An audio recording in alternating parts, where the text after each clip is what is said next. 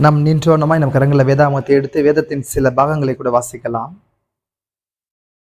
யோவான் எழுதின சுவிசேஷம் 7ஆம் அதிகாரத்திலிருந்து 37வது வசனத்தை கூட வாசிக்கலாம். பண்டிகையின் கடைசி நாளாகிய பிரதான நாளிலே இயேசு நின்று சத்தமிட்டு, ஒருவன் தாகமாயிருந்தால் என்னிடத்தில் வந்து பானம் பண்ண கடவன். ஆமென்.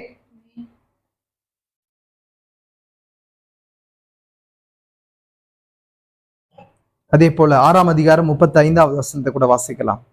இயேசு அவர்களை நோக்கி, ஜீவ அப்பம் நானே, என்னிடத்தில் வருகிறவன் ஒரு காலம் பசி அடையான், என்னிடத்தில் விசுவாசமாய் இருக்கிறவன் ஒரு காலம் தாகமடையான்.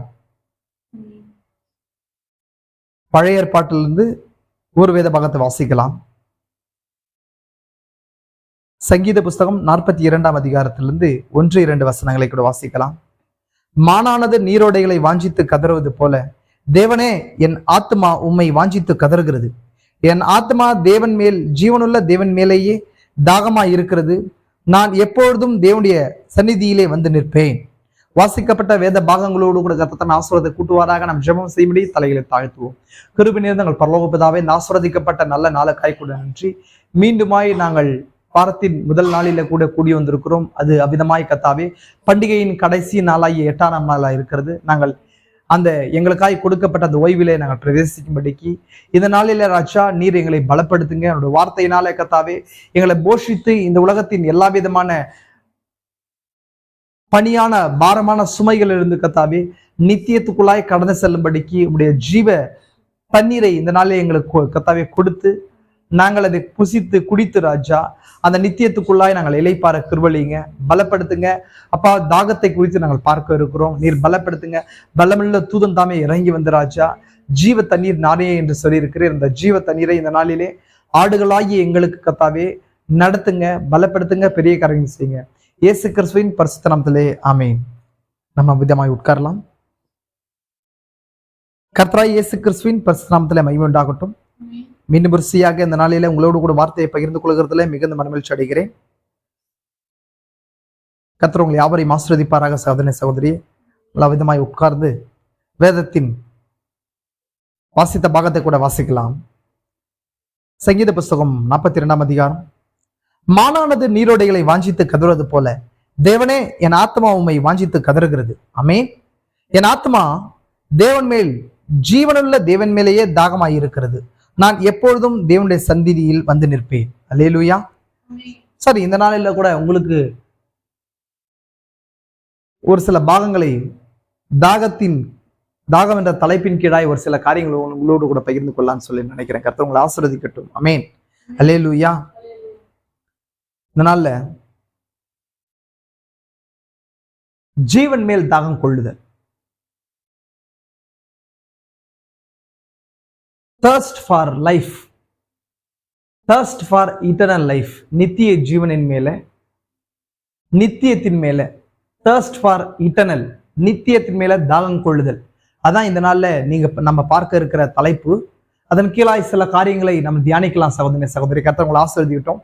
ரொம்ப ஆழமான, ரொம்ப தேவையான ஒரு பாகமா இருக்கிறது சகோதரி சகோதரி. ரொம்ப இம்பார்ட்டன்டான விஷயம். கர்த்தர் உங்கள் ஆத்மா யாவற்றையும் தேவனுடைய வார்த்தைக்கு திறந்து கொடுக்கும்படியாய் நான் கேட்டுக்கொள்கிறேன். கர்த்தர் உங்களை ஆசீர்வதிக்கட்டும். சரி, இந்த நாள்ல தாகம் அது ரொம்ப இம்பார்ட்டன்டான விஷயம். தாகம் அப்படின்றது தர்ஸ்ட், தாஹா கன்னಡ ಹೇಳ್ಬೇಕಾದ್ರೆ அது தாஹா ಅಂತದೆ. அல்லேலூயா. அந்த தாகம் அப்படின்றது ரொம்ப இம்பார்ட்டன்டான விஷயம். ஒரு மனுஷனுக்குள்ளா இருக்கிற அந்த பாகம் அது ஒரு வாஞ்சை. அது மாம்ச ரீதியா நமக்குள்ள ஒவ்வொரு நாளும் ஏற்படுகிறதா இருக்கிறது. ஆமென். அந்த தாகம் என்றது ஒவ்வொரு நாளும் நம்ம வாழ்க்கையில நம்முடைய சரீரத்தை பாதுகாத்து கொள்ள, நமக்குள்ள சரீர இயக்கத்துக்கு தேவையான ஒரு ஃபியூலா இருக்குது. ஃபியூல்னா அப்படின்னு சொன்னா அது சத்தா இருக்குது. நம்ம சரீரம் இயங்குனா எப்படி உணவு தேவைப்படுதோ, ஃபுட் தேவைப்படுதோ, ஆಹಾರ ಬೇಕಾಗಿದ್ದೋ அதே ತರ நமக்கு ஏன் ಬೇಕು ಅಂದ್ರೆ நீர் ಬೇಕು, தண்ணீர் வேணும். அல்லேலூயா. அதுதான் ஹைட்ரேட். நம்ம உடம்பு ஹைட்ரேட் ஆகாம இருக்கிறதுக்கு, டீஹைட்ரேட் ஆகாம இருக்கிறதுக்கு அந்த தண்ணீர் தேவைப்படுகிறதா இருக்குது. ஆமென். அல்லேலூயா. நம்ம உடலுக்கு என்ன தேவைப்படுதுன்னு சொன்னா ஒரு சில விட்டமின்ஸ் தேவைப்படுது. அதே போல தண்ணீரும் தேவைப்படுது. அந்த தண்ணீர்ல தான் என்ன இருக்குது, H2 ஹைட்ரஜன் 2 பங்கும், ஆக்சிஜன் 1 பங்கும் தேவைப்படுது. அதான் நம்ம செல்ஸை வந்து புத்துணர்ச்சியா வைக்கிறதுக்கு எனர்ஜியை தருது. ஆமென். நம்ம அநேக விதமான ஃபுட்ஸை சாப்பிட்றோம். அந்த மாதிரி நம்முடைய ரத்தத்துக்கு அது தண்ணீரும் அதே போல ஆக்சிஜனும் தேவைப்படுது நமக்கு, இல்லைங்களா? அந்த மாதிரி நம்ம எல்லா விதமான மாம்ச ரீதியான விஷயங்களும் ஆவிக்குரிய காரியங்களுக்கு நிழலாட்டமா இருக்குது சகோதர சகோதரி. ரொம்ப நான் பேசிக்கான விஷயங்கள் உங்களோடு கூட பேசுறேன். ரொம்ப தேவையான விஷயமா இருக்குது. அது ஒருவேளை லாங்கா செய்தி போனா கூட நீங்க கூர்ந்து கவனிக்கும்படியாய் கர்த்தராகிய இயேசு கிறிஸ்து நாமத்தினால கேட்டுக்கொள்கிறேன். நல்லா கவனிங்க. நான் வேகமாய் காரியங்களுக்குள்ளாய் கடந்து போகிறேன். நிறைய விஷயங்கள் இருக்குது. இப்ப தாகம், ஒரு மனுஷனுக்கும் இந்த உலகத்துல தாகம் இருக்குது, இல்லைங்களா? தாகம் இல்லாத ஒரு மனுஷன் இருக்கிறான்னா இந்த பூமியில இருக்கிற ஒரு மிருக ஜீவன்களுக்கும் மனுஷனுக்கும் எல்லாத்துக்குமே ஏதோ ஒரு வகையில தாகம் இருக்குது. நான் பிசிக்கலாவும் சொல்றேன், அதாவது மாம்ச ரீதியாவும் சொல்றேன். ಮಾಂಸಿಕವಾಗಿಯೂ ಹೇಳ್ತೀನಿ, ಅದೇ ತರ ಆತ್ಮಿಕವಾಗಿಯೂ ಹೇಳ್ತೀನಿ ನಾನು. ಆಮೇನ್. ஆவியிலையும் சொல்றேன். மாம்ச ரீதியிலையும் ஒரு தாகம் நமக்கு இருக்குது, ஆத்மாவோட ஒரு தாகம் இருக்குது. அப்போ இந்த தாகத்தை குறிச்சு என்ன, அந்த பூமியில நம்ம பார்க்கிற ஒரு காரியத்துக்கும் மாம்ச ரீதியா விஷுவலா நம்ம பார்க்கிற கண்கூடா பார்க்கிற ஒவ்வொரு காரியத்துக்கும் தேவன் வைக்கிறதான இயற்கையில நேச்சுரலா வைக்கப்பட்ட ஒரு பாகத்துக்கும் ஒரு ஆவிக்குரிய அடையாளங்கள் காணப்படுகிறது. ஆவிக்குரிய காரியத்தை சுட்டி காட்டுகிறதா இருக்குது. அப்போ ஆத்மாவுல ஆவிக்குரிய உலகத்துல இந்த தாகன்றது எதை சுட்டி காட்டுது? ஒரு கிறிஸ்துவனுடைய வாழ்க்கையில, ஒரு விசுவாசியுடைய வாழ்க்கையில தாகம்ன்றது என்ன ரோல் பிளே பண்ணுது, என்ன விதமான விடயத்தை கொண்டிருக்கிறதா இருக்குது, என்ன விதமான காரியத்தை பிளேஸ் பண்ணுது. அதே போல மாம்சரீதியா ஒரு மனுஷன் தாகம் கொண்டிருக்கிறான். ஒரு சிறு பிள்ளை முதல் இந்த பூமியில வாழ்கிறதான அது வயதான முதியவர்கள் வரைக்கும் தாகம்ன்றது அது இருக்கிறதாவே இருக்குது. அந்த தாகம்ன்றது எப்படி நமக்குள்ள இருக்குது, அது எவ்விதமாய் ஆவிக்குரிய மண்டலத்துல கிரியை செய்து அதுக்கான அந்த தண்ணீர் எப்படி அது ஒர்க் பண்ணுது, உள்ள தாகம்ன்றது எப்படி ஒர்க் பண்றத குறிச்சும் ஆவிக்குரிய காரியத்துல தேவன் ஒரு மனுஷனுக்குள்ள தாகத்தை வைத்திருக்கிறாரா, அந்த தாகம்ன்றது நேச்சுரலான இயற்கையானது விஷயமா? அல்லேலூயா. ಅದು ದಾಗಮನ್ರದೇನು ಪ್ರಕೃತಿ ಸಂಬಂಧಪಟ್ಟದಾ ಅಂತ ನೋಡ್ಬೇಕು ನಾವು ಇವಾಗ. ಆಮೇಲೆ ಅದು ಆರ್ಟಿಫಿಷಿಯಲ್ ಇಲ್ದರ ಇದ್ರೆ ಅದು ನ್ಯಾಚುರಲ್ ಆಗಿ ಇರ್ತದೆ ಅಂತ ನೋಡ್ಬೇಕು ನಾವು ಇವಾಗ. ಆಮೇಲೆ ಅರ್ಥ ಆಯ್ತಾ ನಿಮ್ಗೆ? நல்லா நீங்க இந்த வார்த்தையை கவனிச்சு காதுவர கேளுங்க, இருதயத்தின் காதை திறந்து நீங்க கேளுங்க, கவனிங்க. இப்ப தாகம் என்பது என்ன ஃபர்ஸ்ட் அப்படின்னு சொல்லி நம்ம பார்க்கணும். என்ன பார்க்கணுங்க? தாகம் அப்படின்றது என்ன, அது என்ன காரியத்தை நம்ம செய்து எதை சுட்டி காட்டுது அப்படின்றதெல்லாம் நம்ம என்ன பண்ணலாம், ஸ்டெப் பை ஸ்டெப்பா நம்ம பார்க்கலாம். சகோதரி சகோதரி பாருங்க, தீர்க்கதரிசி சொல்றாரு, தர்ஸ்ட்ன்ற செய்தியில விதமா தீர்க்கதரிசி சொல்றாரு, தாகம் தாகம் என்ற வார்த்தையை குறித்து சிந்தித்துக் கொண்டு அதை குறித்து அகராதியில் அதற்கு என்ன அர்த்தம் கொடுக்கப்பட்டிருக்கிறது என்று பார்த்து கொண்டிருந்தேன். ஃபர்ஸ்ட் அப்படின்னு சொன்னா என்ன, தாகம் தாகாந்திர என்ன, அதுக்கான அர்த்தம் வெப்ஸ்டர் அகராதியில எப்படி சொல்றாரு தீர்க்கதரிசி, அது ஒரு வேதனையோடு கூடிய வாஞ்சை என்று சொல்லுகிறது. அது சஃபரிங், அது இட்ஸ் எ பெயின்ஃபுல் டிசையர் அப்படின்னு சொல்லப்படுது. வேதனையோடு கூடிய ஒரு வாஞ்சை. வாஞ்சை அப்படின்னு சொன்ன என்ன அப்படின்னா அவசியமான ஒரு விஷயம், எனக்கு அவசியம், அதுமே தானே என்ன பண்றேன், வாஞ்சை, நான் ஈர்க்கப்படுறேன், ஒரு அஃபெக்ஷன். அந்த அஃபெக்ஷன் எப்படி இருக்குது, அஃபெக்ஷனா ஈர்ப்பு, அந்த அஃபெக்ஷன் எப்படி இருக்குதுன்னு சொன்னா எனக்கு பிடிக்கிறதுனால கிடையாது, எனக்கு அத்தியாவசியமான தேவையினால அந்த அஃபெக்ஷன் வருது. அதான் என்ன வருதுன்னு சொன்னா வாஞ்சைன்னு சொல்லப்படுது. வாஞ்சைக்கான அர்த்தம் அதுதான். அது எப்படியான வாஞ்சைன்னு சொன்னா தேவை மட்டும் இல்ல, பெயின்ஃபுல்லி, சஃபர்ஃபுல்லி. சஃபரிங்னா ரொம்ப அழுத்தம், வேதனை, இதோட கூடிய வாஞ்சை தான் தாகம் அப்படின்னு சொல்லி வெப்ஸ்டர் சொல்லுதுன்ற தீர்க்கதரிசி. புரிஞ்சுங்களா உங்களுக்கு? அப்போ இதுக்கான ஒரு நான் தாகத்தை குறிச்சு தானே அந்த விஷயத்தை உங்களுக்கு சொல்றேன். தாகம் அப்படின்றது எப்படி நமக்குள்ள இயங்குது, பிசிக்கலா எப்படி இயங்குதுன்றத குறிச்சு நீங்க ஃபர்ஸ்ட் புரிஞ்சுக்கணும்னு சொல்லி நினைக்கிறேன். தாகம் அப்படின்றது தாகத்தை உண்டு பண்ற பாகத்தை தேவன் நமக்குள்ள என்ன பண்ணி வச்சிருக்கிறாரு. இப்ப நம்ம ஏன்னா அந்த தாகத்துக்கு நான் பிசிக்கலா சொல்லும் போது தண்ணீரை நம்ம எடுத்துக்கணும்னு சொன்னா, நான் ஆல்ரெடி சொன்னேன், H2O அதுதான் வந்து கெமிக்கல் நேம். ஐ மீன் H ஹைட்ரஜன் மூலக்கூறு, அது மாலிக்யூல்னு சொல்லுவாங்க. ஹைட்ரஜன் மூலக்கூறு 2 பங்கும் ஆக்சிஜன் மூலக்கூறு 1 பங்கும் சேர்ந்தா வாட்டர் அப்படின்ற அந்த லிக்யூட் நமக்கு கிடைக்குது. இது பாகம் தான் நமக்குள்ள நம்ம இயங்குறதுக்கு, இந்த சரீரம், இந்த பிசிக்கல், இந்த அனடாமில அந்த பிசிக்கல் அப்படின்ற அந்த சரீரவியல் இயங்குறதுக்கு, செல் இயங்குறதுக்கு தேவைப்படுற ஃபியூல் இந்த H2O. கவனிங்க, இந்த H2O அது அப்படின்னா நீர், வாட்டர் கண்டென்ட், இது தேவைப்படுது. இப்ப நம்ம செல்ஸ் டெய்லி இயங்கணும்னு சொன்னா அந்த செல் என்ன பண்ணுதுன்னு சொன்னா இயங்கணும். அதுக்கு வாட்டர் ஃபியூல் என்ன பண்ணுது, நம்ம உள்ள தண்ணீர் மூலமா, தண்ணீர் ஆகாரம் மூலமோ, ஃப்ரூட்ஸ் மூலமோ நம்ம உள்ள என்ன பண்றோம், இன்டேக் பண்றோம். இன்டேக் பண்ணும்போது அது என்ன பண்ணுதுன்னு சொன்னா அது ரத்தத்துல மிக்ஸ் ஆகி ஃபியூல்ஸ் ஃபுட்டு மற்ற விஷயங்கள் மூலம் மிக்ஸ் ஆகி அது நமக்குள்ள செல்ஸ்க்கு என்ன பண்ணுது, எனர்ஜியை கொடுக்கறதா இருக்குது இல்லைங்களா. அப்ப என்ன பண்ணுது சொன்னா அதுல H2O அந்த அந்த இந்த வாட்டர் மாலிகுலால ஆனது இல்லைங்களா H2O, அது கம்மி ஆகும் போது செல்ஸ் என்ன பண்ணுது சொன்னா வீக் ஆக ஆரம்பிக்குது. அப்போ நம்ம அந்த பாடி ஃபுல்லா செல்ஸால இருக்குது இல்லைங்களா. அது எப்படி இருக்குன்னு சொன்னா இங்க பாக்குற இந்த பிரெக்ஸ் மாதிரி, இந்த செங்கல் மாதிரி அப்படியே நம்ம உடம்புல என்ன பண்ணுது இருக்குது, தான் செல்ஸ். அதனாலதான் நம்ம இயங்குறோம் இல்லைங்களா. அப்ப அது வீக் ஆகும்போது என்ன பண்ணு சொன்னா அந்த செல்ஸ் வீக் ஆகுறத சென்ஸ் பண்ணுது. நம்மளோட மூளையோ விஷயங்களோ சென்ஸ் பண்றதுக்கு அந்த நம்மளுடைய நர்வ் சிஸ்டம் செயல்படுது. இப்போ உன்னுடைய செல்ஸுக்கு வாட்டர் கண்டென்ட் தேவைப்படுது, H2O தேவைப்படுது. அது இல்லாம போச்சுன்னு சொன்னா அது வீக் ஆகுது. இல்லாம போச்சுன்னா என்ன பண்ற, சரீரம் மரணத்துக்கு நேரா போகுது, அது சரீரம் செத்துருன்னு சொல்லி என்ன பண்ணுன்னு சொன்னா நம்ம சரீரத்துல ஒரு சேனல் டவர் இருக்குது. ஃபார் எக்ஸாம்பிள் உங்களுக்கு சொல்லணும்னு சொன்னா மைண்ட் அந்த சரி மூளைக்கு நடத்துதுன்னு சொன்னீங்க, சென்ஸுக்கு நடத்துதுன்னு சொல்லி வச்சுக்கோங்க. அது சொல்லி என்ன பண்ணு சொன்னா ஒரு வேதனையோடு கூட ஒரு வாஞ்சைய நமக்குள்ள ஏற்படுத்துது. புரியுதுங்களா உங்களுக்கு. அந்த செல்ஸுக்கு வாட்டர் தேவைப்படுது, அந்த வாட்டர் இல்லாம இருந்தா செல்ஸ் மறிச்சிடும் அப்படின்னு சொல்லும் போது அது என்ன பண்ணுது, நம்மளுடைய சேனல் டவர், நம்ம பாடியில ஒரு சேனல் டவர் இருக்குது. புரியுதுங்களா உங்களுக்கு.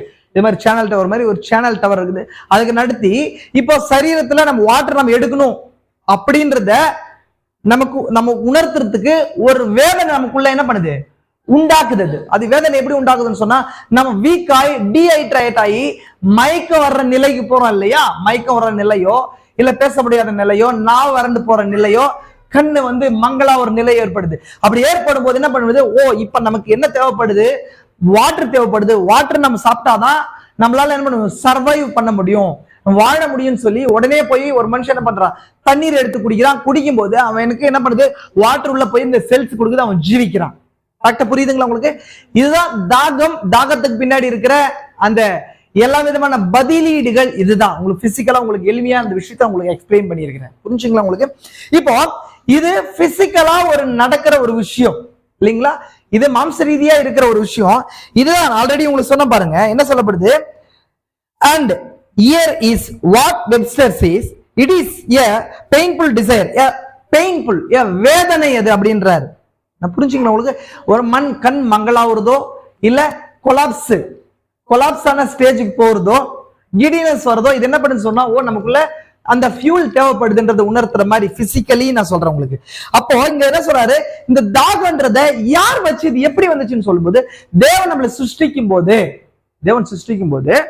தேவன் என்ன பண்ணாருன்னு சொன்னா அந்த தாகத்தை என்ன பண்ணாரு சரீரத்துக்குள்ள வைத்தார். ஆமென். புரியுதுங்களா உங்களுக்கு. இந்த சரீரம் அவிதமா என்ன பண்றது, சிருஷ்டிக்கப்பட்டிருக்குது. புரிஞ்சுக்கலாம் உங்களுக்கு. பாருங்க வாசிக்க பாருங்க.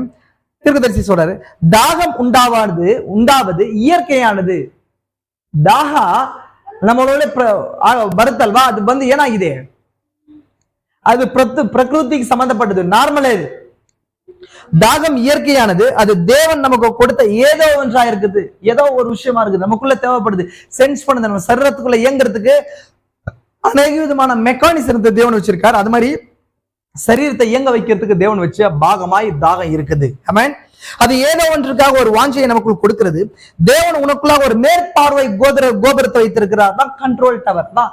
சரீரத்துல ஒரு கண்ட்ரோல் டவர் இருக்குது, அது கண்ட்ரோல் எடுக்குது. இந்த பாடியில intake and outlet, inlet or outlet அப்படின்னு சொன்னா சரீரத்துக்குள்ள இருந்து அந்த சேனல் டவருக்கு போய் அவுட்லெட் வெளியே நம்ம என்ன செய்யணும் செய்யக்கூடாது அப்படின்றது என்ன பண்ணுது, அது இன்சைட்ஸ் பண்ணுது சொன்னா நமக்குள்ள இன்சைட்ஸ் கொடுக்குது. இது செய்யுங்க, இது செய்யாதீங்க அப்படின்ற அந்த விஷயத்த சரத்துக்கு, இது சரத்துக்கு தேவையான விஷயம், தேவையில்லாத விஷயம்னு சொல்லி அதை நமக்கு என்ன பண்ணுது, சென்ஸ் பண்ண வைக்குது, இன்சைட் நமக்கு கொடுக்குது.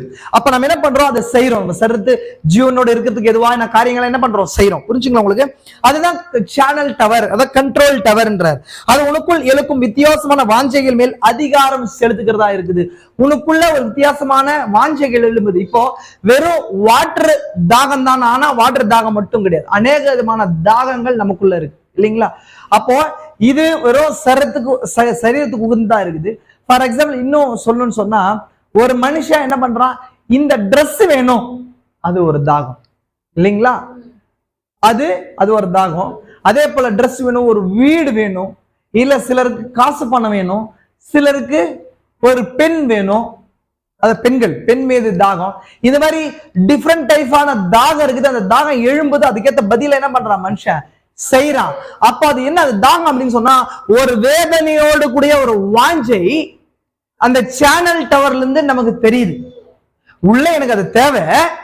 அந்த தேவையை என்ன பண்ணுது, இந்த சேனல் டவருக்கு எந்த பகுதியிலிருந்து தேவையோ அந்த பகுதியிலிருந்து சேனல் டவருக்கு வந்து சேனல் டவர் நமக்கு என்ன பண்ணுது, கொடுக்குது. நம்ம அதை செய்யறோம், அந்த காரியத்தை செய்யறோம்.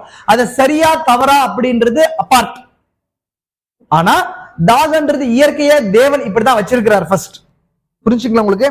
பாருங்க, இந்த மேற்காரை கோபுரமானது ஒரு மனுஷனுடைய இருதயத்துக்குள்ள இருந்து அது அவனுக்கு தேவையான வாஞ்சைகளை குறித்து அவனை எச்சரிக்கும்படியாய் தேவன் அவனுக்குள்ளாய் வைத்திருக்கிறார். ரெண்டு இருக்கு. ஒண்ணு ஆத்ம சம்பந்தப்பட்டது, அது இங்க இருதயத்துல இருக்குது. இன்னொன்னு மூளை சம்பந்தப்பட்டது, அதாவது அறிவு சம்பந்தப்பட்டது. அது எங்க இருக்குது, மூளையில கிரியை செய்கிறதா இருக்குது. அதான் சொல்றாரு தீர்க்கதரிசி சொல்றாரு, இரண்டு வித்தியாசமான தாகங்கள் உண்டு, ஒன்று சரீர பிரகாரமானது, ஒன்று ஆவிக்குரிய பிரகாரமானது.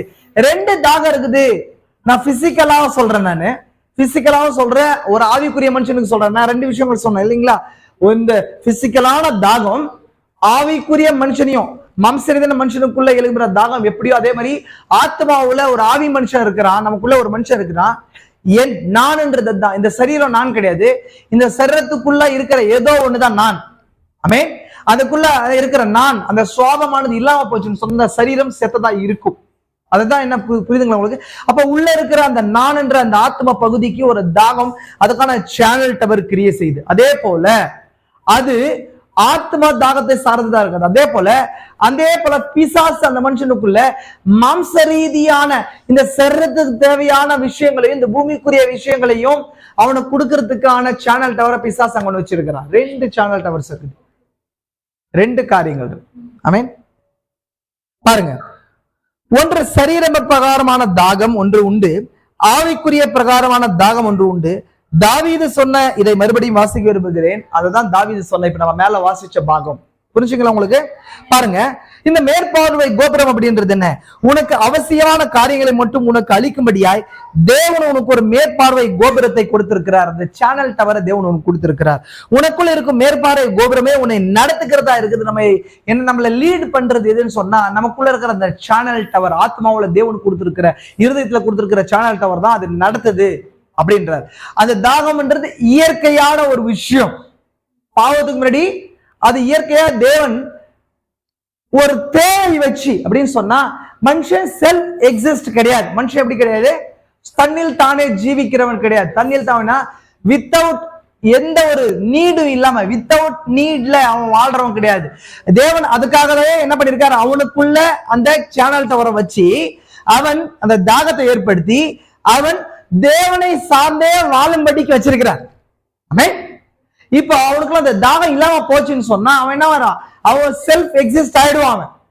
அந்த தாகம் அவனுக்குள்ள தேவன் வச்சதுனால்தான் அவன் தன்னில் தானாவே ஜீவிக்கிறவனா இருக்க முடியாம தேவனை சார்ந்தவன் வாழ்கிறதா வச்சிருக்கிறார். புரிதுங்களா உங்களுக்கு?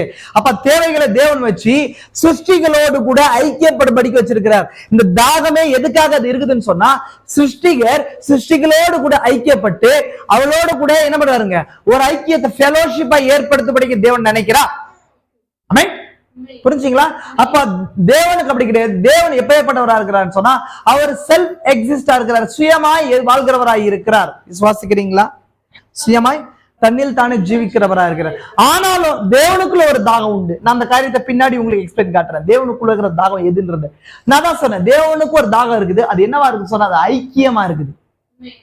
புரிஞ்சுங்களா உங்களுக்கு? நான் உங்களுக்கு காட்ட போறேன். பாருங்க, கவனிங்க. ஆவிக்குரிய பிரகாரமா பார்க்கும்போது இந்த தாகம் அந்த மேற்பார்வை கோபுரத்துக்குள்ளாய் சென்று உன்னுடைய தேவை என்னவென்பதை சொல்லுகிறதா இருக்கிறது. இந்த மேற்பார்வை கோபுரம், அதாவது சேனல் டவர், கண்ட்ரோல் டவர், சரீரத்திலும் ஆத்மாவிலும் உண்டு. ரெண்டு இருக்குது. ஒண்ணு சரீரத்துல அப்படின்னா சரீரத்துக்கு தேவையான அந்த நீட செய்யறதுக்கு ஒண்ணு இருக்கு, ஆத்மாவுல இருக்கிற விஷயத்த செய்யறதுக்கு ஒண்ணு இருக்கு. ஆமென். புரிச்சுங்களா? அது மட்டுமல்ல, உனக்குள்ள ஆத்மாவில் ஒரு மேற்பார்வை கோபுரம் இருக்கிறது.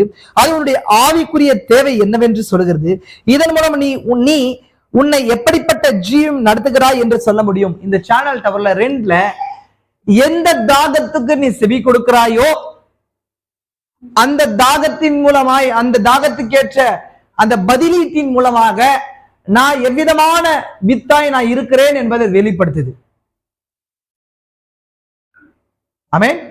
எகைன் நான் சொல்றேன் பாருங்க, 2 சேனல் டவர் இருக்குது. அந்த ஒரு சேனல் டவர் சரீரத்துக்கும், ஒரு சேனல் டவர் கண்ட்ரோல் டவர் ஆத்மாவுக்கானதா இருக்குது. அதுல என்னோட வித்தின் தன்மை எதுவோ அதன்படியாதான் என் தாகத்துக்கான தண்ணீரை நான் சரீரத்திலிருந்து எடுக்கிறதா இல்ல ஆத்மாவிலிருந்து வர்ற சேனல் டவருக்கு நான் பதிலீடு கொடுக்கறதான்றத பொறுத்துதான் இருக்கு. 2 இருக்கு. ஃபார் எக்ஸாம்பிள் உங்களுக்கு சொல்றேன்னு சொன்னா, ஒரு நேரம் ஒண்ணு இருக்கு. அந்த நேரத்துல நான் உலகத்தோடு கூட ஐக்கியப்படணும்னு சொல்லி, உலகத்தின் ஃப்ரெண்ட்ஸோட கூட, உலகத்தின் பொருட்களோடு கூட நான் ஐக்கியப்படணும்னு சொல்லி என்ன சரீரம் சொல்லுகிறதா இருக்குது. ஏன்னா அந்த சரீரத்துக்குள்ள இருக்கிற சேனல் டவர் கிரியை செய்யறது எங்கன்னு சொன்னா, ஆஃப்டர் த சின், பாவத்துக்கு அப்புறம் தான் அது என்ன பண்ணுது, அது ஓவர் கம் பண்றதா இருந்துச்சு. ஆமென். அப்போ எனக்கு பூமிக்குரிய தேவையை இந்த சரீரத்துல ஏற்படுத்தும் போது, இப்ப அதே நேரத்துல எங்க அங்க ஃபைட், 2த்துக்குமே வார் நடக்குதுன்னு சொன்னா, ஆத்மாவுல இப்ப ஒரு குறிப்பிட்ட நேரத்துல இந்த பூமியில ஒரு விஷயம் நடக்குது, பூமியில களியாட்டங்கள் இருக்குது, இல்ல உலகத்தின் நபர்களோடு கூட ஐக்கியப்படுற அந்த நேரத்தை கொடுக்கறதுக்கு இந்த சரீரம் கேட்குதுன்னு வச்சுக்கோங்களேன். அதே நேரத்துல ஆத்மா சொல்லும், உனக்கு தேவைப்படுறது இப்ப ஜபம் தான் சொல்லுதுன்னு வச்சுக்கோங்களேன். அப்ப இந்த ஜபம் பண்ணுன்னு சொல்லி, ஜபம் தேவைப்படுது ஆத்மாவுக்கு. யாரோ ஒருத்தருக்கோ இல்ல எனக்கோ மற்ற ஆட்களுக்கோ அங்க ஜபம் தேவைப்படுறதா இருக்குதுன்னு சொல்லி எனக்கு தேவை உள்ள வருது. அந்த தேவை வருதுன்னு போது அந்த கண்ட்ரோல் டவர் ஆத்மாவுக்கு போய் ஆத்மாவோட கண்ட்ரோல் டவருக்கு சொல்லும். அப்போ எனக்கு அது தெரியப்படுத்தும், ஒரு வாஞ்சை ஏற்படும், ஜபம் பண்ணு, ஜபம் பண்ணு, ஜபம் பண்ணு, தேவனுடைய சன்னிதானத்துக்கு போ, தேவனுடைய சந்நிதிக்கு போய் என்ன பண்ணு, அமர்ந்துடு அப்படின்னு சொல்லும் போது, அதே நேரத்துல சரீரத்துல ஒரு அந்த கண்ட்ரோல் டவர் வந்து இந்த நேரத்துல ஃப்ரெண்ட்ஸோட கூட போ, அதுக்கு என்ன பண்ணு, அந்த ஜபத்தை மற்ற விஷயங்கள் அப்புறம் பாத்துக்கலாம்னு சொல்லி 2ம் அங்க ஃபைட் பண்றதா இருக்குது. புரியுதுங்களா உங்களுக்கு? அப்ப எனக்கு ஒரு ஆத்மாவுக்கு தைத்து வேணும், என் ஆத்மா ஜீவிக்கணும்னு சொன்னா இப்ப தேவனோட கூட ஐக்கிய பண்ணும், அவர் தான் என் தாகத்துக்கான தண்ணீரா இருக்கிறான்னு சொல்லி, அது ஜபமா இருக்குது, வார்த்தையா இருக்குதுன்னு சொல்லி சொல்ல இந்த சைட்ல என் சரீரத்துல இருக்கிற அந்த சேனல் டவர் அது ஆப்போசிட்ல உலகத்தின் காரியங்களோடு கூட ஐப்படும் போது அங்கே 2த்துக்கும் ஒரு டக் ஆஃப் வார் நடக்குது, இழுக்கு. டக் ஆஃப் வார்னா 2 இழுக்குது. அப்போ எனக்குள்ள எது பலமா அங்க கிரியை செய்தோ அது அதை மேற்கொண்டு ஆளுகை செய்யும். அப்ப என் ஆத்மாவுக்குள்ள உண்மையா தேவோட வித்து இருக்கும் பட்சத்தில் அது அந்த வாஞ்சை மாம்சத்தை ஓவர் கம் பண்ணி நான் போய் ஜபத்துக்கோ தேவனுடைய சன்னிதானத்துக்கோ வார்த்தைக்கோ செவி கொடுக்கறதா இருப்பேன். புரிஞ்சுங்களா? இது கிரியை செய்யறது இப்படிதான். புரிஞ்சுங்களா உங்களுக்கு? பாருங்க, இப்போ நான் எந்த கிரியை செய்யணும், அந்த கிரியை தான் நான் யாருன்றதையும் எனக்குள்ள ரியலான உள்ளான மனுஷன் யாருன்றதை வெளிப்படுத்தி காட்டுறது. ஒருவேளை அதே நேரத்துல நான் உலகத்தை நோக்கி, உலகத்தின் காரியங்களை நோக்கி போயிட்டேன்னு வச்சுக்கோங்களேன், இந்த ஆத்மாவுக்குள்ள ஏற்பட்ட தாகத்தை ஓவர் கம் பண்ணி போயிட்டேன்னு வச்சுக்கோங்களேன், நான் என்ன கிடையாது, தேவனோட வித்தா இருக்க முடியாது. ஒரு மனுஷன் தேவனோட வித்தா இருக்க முடியாது. அதே நேரத்துல எனக்கு அந்த மாம்ச ரீதியானதை விட, இந்த அழிந்து போகிற மாம்ச ரீதியான காரியங்களை விட என் ஆத்மா நித்தியமா இருக்கணும். அதுக்கு எனக்கு தேவையான விஷயம் தேவனுடைய வார்த்தையை சார்ந்த விஷயங்கள் சொல்லி, அது உலகத்தின் காரியம் எவ்வளவு வேல்யூபிளா, எவ்வளவு பிரைஷியஸா இருந்தாலும் அதை காட்டிலும் மகத்தானது ஆத்மா. அந்த ஆத்மாவுக்கு நீடு தேவன் தான் அப்படின்னு சொல்லி தேவனுடைய சன்னிதானத்திலையும் வார்த்தைக்கு நான் செவி கொடுப்பேன். ஆனால் நான் தேவனுடைய வித்தா இருக்கிறேன். என் கிரியை கொண்டு எனக்குள்ள தாகத்தையும் நான் யார் என்பதையும் என்னுடைய வித்து என்ன என்பதையும் அறிந்து கொள்ளலாம் என்றார் தீர்க்கதரிசி. ஆமென். விளங்குச்சுங்களா உங்களுக்கு?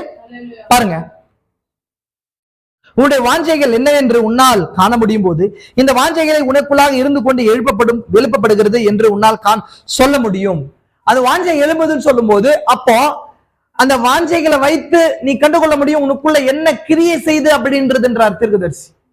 இது தவறு கிடையாது. நான் திரும்ப சொல்றேன், சரீரத்துல ஏதோ ஒரு வாஞ்சை எழும்புதுன்னு வச்சுக்கோங்களேன், அந்த வாஞ்சை எப்பொழுதுமே சரீரத்துல எல்லா மனிதனுக்கும் தவறான வாஞ்சைகள் எழும்பும்.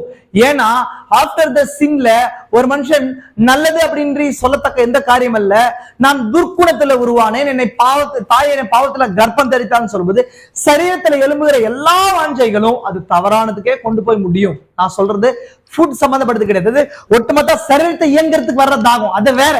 நான் சொல்றது சரீர ரீதியான உலக ரீதியான காரியங்களுக்காக போராடுறது, உலகத்துல நான் பெரிய ஆளா காண்பிக்கிறதுக்கு இல்ல, என்னை வந்து சொசைட்டில வந்து ஒரு பெரிய ரெகக்னைஸ்டான ஸ்தானத்துக்கு நடத்துறது, இந்த மாதிரி விஷயங்களுக்காக போராடுறது, இது எல்லாத்துக்குமே இயல்பா ஒரு மனுஷனுக்கு வர வேண்டிய காரியமா இருக்குது. புரிஞ்சுங்களா உங்களுக்கு?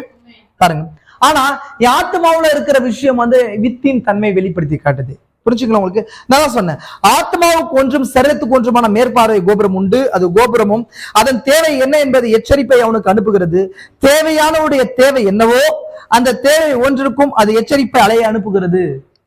தேவையானவனுடைய தேவை யாரு? Needful person. அவனுக்குள்ள இருக்கிற அந்த நீடுக்காக அந்த கண்ட்ரோல் டவருக்கு அனுப்பி அவனை செய்ய வைக்கிறது. புரிஞ்சுங்களா? அப்போ இந்த ரெண்டு வாஞ்சைகளும் எல்லா நேரத்திலையும் சண்டை போடாது.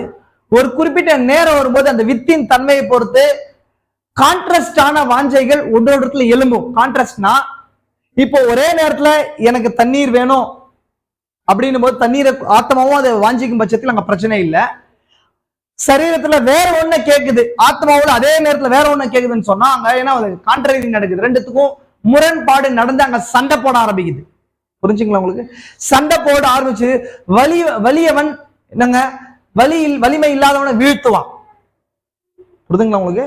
வலியவனா வல்லமையான இந்த எந்த பகுதி வல்லமையா இருக்குதோ அது என்ன பண்ணுது? ஜெயிக்க ஆரம்பிக்கும். புரியுதுங்களா உங்களுக்கு? சர்வைவல் ஆஃப் ஃபிட்டர்ஸ் சொல்லுவாங்க. எது வந்து போராடி ஸ்ட்ரென்த் எதுவோ அதை ஜெயிக்கும். ஆத்மாவுல என்னுடைய வித்து தேவனுடைய தன்மையா இருக்கும் பட்சத்தில் அதை ஓவர் கம் பண்ணி ஜெயிக்கும். வித்தின் தன்மை அதை வெளிப்படுத்தும். கவனிங்க, பாருங்க, திருப்பதி சொல்றாரு, உதாரணமாக மாம்சத்தின் வாஞ்சைகளை தீர்க்கும்படியாக மாம்ச தாகம் உண்டாகும் போது ஆத்மாவிற்குள்ளான வாஞ்சைகளை ஆவி வாஞ்சிக்கிறது.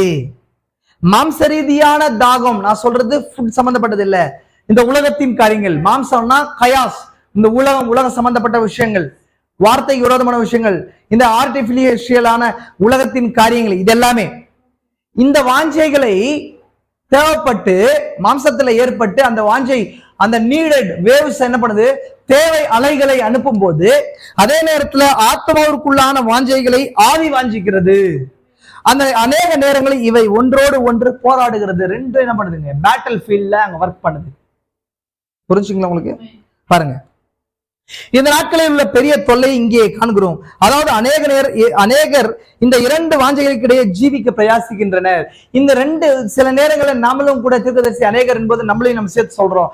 அநேக நேரங்களில் ரெண்டையும் நம்ம வச்சுட்டு ஓட்டோம். புரியுதுங்களா? ஏதோ ஒரு இடத்துல ஒண்ணு ஓவர் கம்பெனி போகணும். ஒரு கிறிஸ்துவன் மறுபடியும் பறக்கிற அனுபவம் இல்லாத கிறிஸ்துவன் இல்ல, உலகத்தானுக்கு ஒண்ணு மட்டும் தான் பர்ஃபெக்டா கிரியை செய்யும். இல்ல, பரிசுத்தாவி மறுபிறப்பின் அனுபவம் பெற்ற நபருக்கு இரண்டாவது கிரியை செய்யும், அவன் மேல கிரியை செய்யும். ஆனா ஒரு மறுபடியும் பிறக்கிற அனுபவத்துக்கு வந்து கொண்டிருக்கும் போது இல்ல போராட்டத்தில் வாழ்க்கை வாழ்ற ஒரு கிறிஸ்தவனுக்கு ரெண்டுமே அங்க மிகப்பெரிய போராட்டம் நடக்கும். ரெண்டுமே இது செய்யலாமா அதை செய்யலாமா, இது செய்யலாமா, சரி ரொம்ப உடல் வந்து என்னவா இருக்குது, எனக்கு ரொம்ப சோர்வா இருக்குது, நான் கொஞ்சம் படுக்கலாம், வார்த்தை கேட்கறதுக்கு பதிலாக வேற ஒரு காரியங்கள்ல என்ன பண்ணலாம், தலையிட்டு கொள்ளலாம் அப்படின்றதுக்குள்ள கடந்து போகும். புரிஞ்சுங்களா உங்களுக்கு? பாருங்க, இதுதான் பிசாசு கிரியை செய்யறான். அநேக நேரங்களில் நான் பயந்த சுவாபம் உள்ளவர்களை சந்தித்திருக்கிறேன். பாருங்க, சில நேரங்கள்ல தேவனுக்கான ஆத்மா உள்ள ஆவியில அந்த சேனல் டவர் ஒர்க் பண்ணி தேவனோட வார்த்தையை இது செய்யும் சொல்லும் போது அதுக்கு அநேக தடைகளை ஏற்படுத்துவான் பிசாசு. அது மாம்ச ரீதியா வர்ற சேனல் டவர் மூலமா வரும். அது தீர்க்கதரிசி சொல்றார். பாருங்க, தடைகள் உண்டாவதை காணும் போது ஒருவேளை இது கர்த்தருக்கு சித்தமில்லை போலும் என்று நினைப்போம். தேவனுக்கு விருப்பம் இல்லைன்னு சொல்லி நினைச்சுப்போமா நம்ம? தேவனுக்கு விருப்பம் இல்லை அப்படின்னு நினைச்சுப்போம். அப்ப நம்ம தேவனோட வார்த்தையை விட்டுட்டு உலகத்துல மாம்சத்துல இருக்கிற இந்த சேனல் டவருக்கு நம்ம செவி கொடுக்க போயிடுவோம். ஆமென். அங்க என்ன ஆகுது? அது தவறாயிடுது. அந்த தேவனுடைய வார்த்தைக்காக நிற்கும் போது பிசாசு தடைகளை ஏற்படுத்துவான். தேவனே ஒரு சில தடைகளை அங்க அனுமதிக்கிறவரா இருக்கிறார். எதுக்கானா என் ஆத்மாவுங்க வித்தின் தன்மை எது போராடி ஜெயிக்குதான்றத காட்டும்படிக்கு. ஆமென். பாருங்க, அது கர்த்தருடைய சித்தம் தானா என்று அறிய வேண்டுமானால் வார்த்தைக்கு வேதத்துக்குள் பாருங்கள். உன்னை சரிப்படுத்துகின்ற காரியம் அங்கே இருக்கிறது. வார்த்தை என்ன சொல்லுதோ தடையை வச்சு என்ன பண்ணக்கூடாது, அது விருப்பம் இல்லையான்னு சொல்லக்கூடாது. நிறைய பேர் ஆண்டவரே நான் இப்படி போறேன், தடையாச்சுன்னா சில நேரங்களில் நம்ம செய்யறோம். அது நம்மளுடைய அடையாளத்தை கேட்டு போறோம். அந்த எல்லா அடையாளங்களும் தேவனால் உறுதிப்படுத்தப்படுமானா இல்ல. அது சில நேரங்கள்ல மேரேஜ்ல அது பண்றாங்க, இல்ல ஊழியத்துல அதை பண்றாங்க, இல்ல பைனான்சியல் பிசினஸ்ல ஏதாவது பண்றாங்க, ஃபேமிலியில ஏதாவது பண்றாங்க. இவங்க ஒரு அடையாளத்தை கேட்டு போறது அப்படின்னா அது தேவனுடைய வார்த்தையா இருக்கும் பட்சத்தில் பிரச்சனை இல்லை. இவங்க சுய அடையாளங்களை வச்சுக்கொண்டு அந்த அடையாளத்தை கேட்டு போகும்போது அங்க நிறைய மிஸ்டேக்ஸ் நடக்கும். புரிஞ்சுங்களா உங்களுக்கு? அதுக்கு ஆப்போசிட் நடக்கும். எப்போதுமே நம்ம எதை அடையாளமாக வைக்கணும்னு சொன்னா பரிசுத்த ஆவிய வார்த்தையை தான் நம்ம என்ன பண்ணோம், அடையாளமா வச்சு தேவன்கிட்ட கேட்கணுமே தவிர நம்ம சுய விருப்பங்களை அடையாளங்களை வச்சு கேட்கும்போது அங்க ஃபெயிலியர்ஸ் நடக்கும். அதுதான் இங்க சொல்ற. வார்த்தைக்குள்ள பாருங்க, அந்த வார்த்தைக்குள்ள இருக்குதா நீங்க டிசைர் பண்றது, வார்த்தைக்குள்ள இருக்குதா அது கரெக்ட். அப்போ அது உங்க சேனல் டவர் ஆத்மாவுல இருந்து கண்ட்ரோல் டவர், ஆத்மாவுல இருக்கிற கண்ட்ரோல் டவர் சொல்றதான் நீங்க செஞ்சுட்டு இருக்கீங்க. கரெக்ட், எஸ் கரெக்ட்னு சொல்லப்படுது. புரியுதுங்களா உங்களுக்கு? பாருங்க, சில தாகங்களை குறிச்சு உங்களுக்கு சொல்றேன். தெய்வீக சுகத்திற்கான தாகம், தெய்வீக சுகத்திற்கான தாகம் அது கரெக்டான கரெக்ட், எஸ் கரெக்ட். அது தேவனை வச்சிருக்கிறார். அது டாக்டர் எவ்வளவு மோசமா இருக்குதுன்னு சொன்னாலும் அநேக நேரங்களில் காணப்படுகிற தெய்வீக சுகத்திற்கான நீ கூட்டங்களில் ஜெபித்துக் கொள்ளும் போது அடுத்த நாள் உன் நிலைமை நீ ஜெபித்துக் கொண்ட நாளுக்கு முன்தினம் இருந்ததை காட்டிலும் மிகவும் மோசமாக இருக்கும். புரியுதுங்களா உங்களுக்கு? ஹீலிங் டர்ஸ்ட், சுகமளித்திற்கான தாகம் இயற்கையானதான, தேவன் இயற்கையானது. ஏன்னு சொன்னா அந்த தேவையை தேவன் வச்சிருக்கிறார். அவர் சுகமளிப்பவன் உனக்கு காட்டும்படிக்கு வச்சிருக்கிறார். நீ அந்த தாகத்துக்கான பதிலை கொடுக்கும் போது அடுத்த நாள் இருந்த நாளோட மோசமா மாறும். ஹீலிங் அப்படின்ற ஹீலிங் தாட்ஸ் என்ற செய்தியில நம்ம ஆல்ரெடி பார்த்தோம். ஏன் ஒரு நாள் அந்த வியாதிக்கான காரியத்துக்கு நம்ம ஜெபம் பண்ணும்போது அடுத்த நாள் இன்னும் ஏன் மோசமா மாறுதுன்றதை தீர்க்கதரிசி ஸ்பிரிட் வேர்ல்ட்ல டீமனாலஜில எக்ஸ்பிளைன் பண்ணிருக்காரு. நம்ம அந்த காரியத்தை குறித்து பார்த்திருக்கிறோம், அதுக்குள்ள போகல. அது மோசமா மாறும், அது அடுத்த இன்னும் மோசமா மாறும். மோசமா மாறும்போது ஒருவேளை தேவனுக்கு இது சித்தம் இல்ல போல அப்படின்னு சொல்லி நம்ம போயிடுவோம். ஆனா அப்படி கிடையாது. தேவனுடைய வார்த்தை தெளிவா சொல்லுது, விசுவாசிக்கிறவனால எல்லாம் கூடுன்னு சொல்லுது இல்லைங்களா? தேவன் சுகமதி அவருடைய தழும்புகளால் சுகமாவும் சொல்லுது.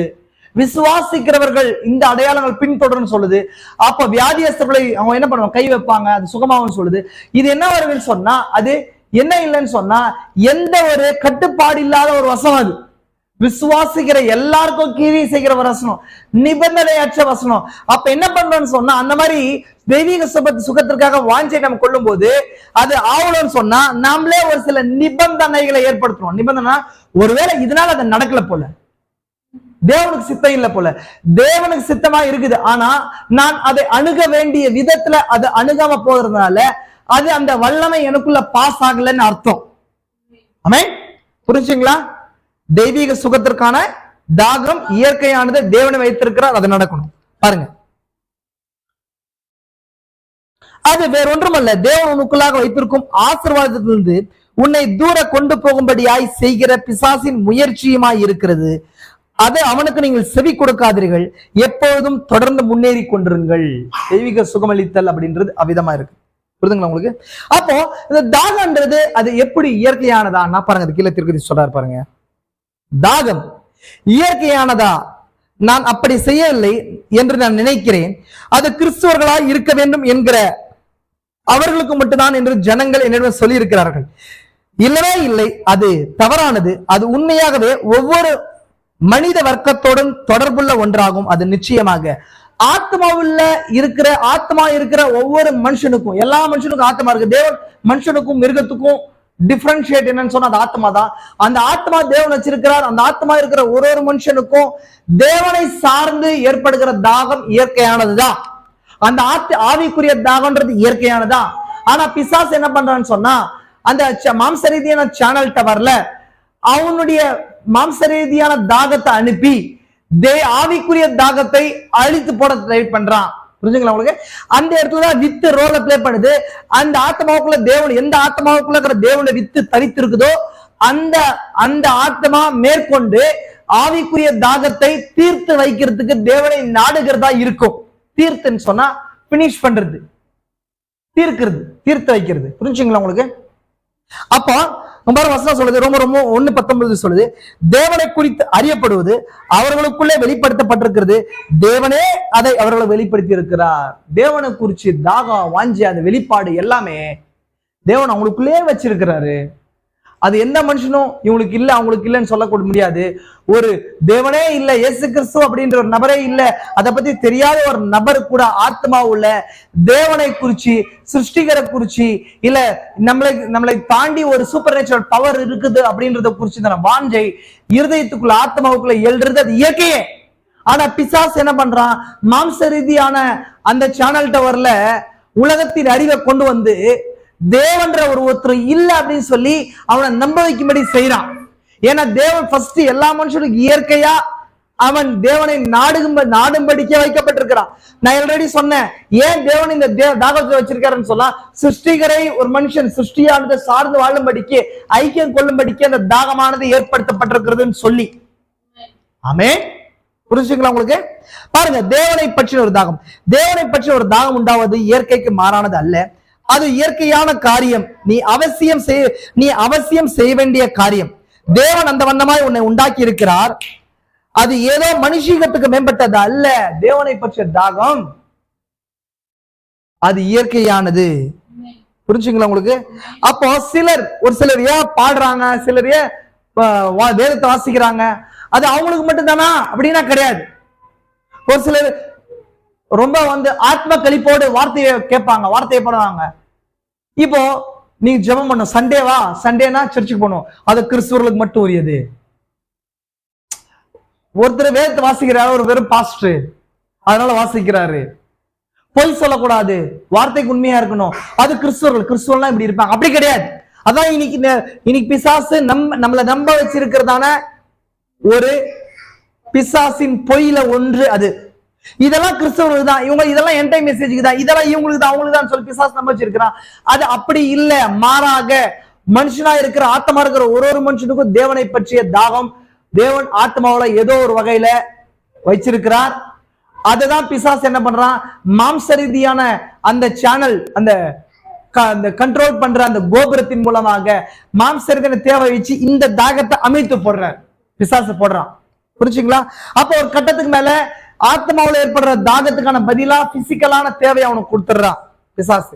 அப்ப இந்த ஆத்மாவுக்குள்ள ஒரு தாகத்துக்கு தண்ணி ஊற்றாமையே மாம்ச ரீதியான விஷயத்தையே போஷிச்சு ஒரு நாள்ல அவன் ஆத்மா மறிக்க கூடாதுன்றதை அவன் மறந்து பிசிக்கலா டெத் அடைகிறான், ஆத்மாவோட டெத் அடைகிறான்.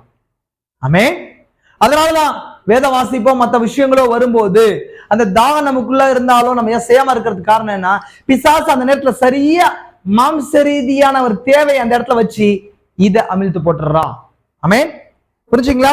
இப்ப இந்த இடத்துல பாருங்க, அடுத்தது ஒரு தாகத்துக்கு தான் தாவீது என்ன செய்யறாருன்னு சொன்னா, தன்னை ஒரு மானை போல பாவித்துக் கொண்டு ஒரு விஷயத்த சொல்றார். ஆமே, தாவீது ஒரு எப்படி இருக்காரு சொன்னா, காட்டுவாசியா இருக்கிறார், காட்டுல வாழ்ந்த மனுஷனா இருக்கிறார். புரிஞ்சுங்களா உங்களுக்கு? வைல்டு மேனா இருந்திருக்கிறாரு. கரெக்டுங்களா உங்களுக்கு? வைல்டு மேன், ஒரு காட்டுவாசியா இருந்திருக்கிறார்.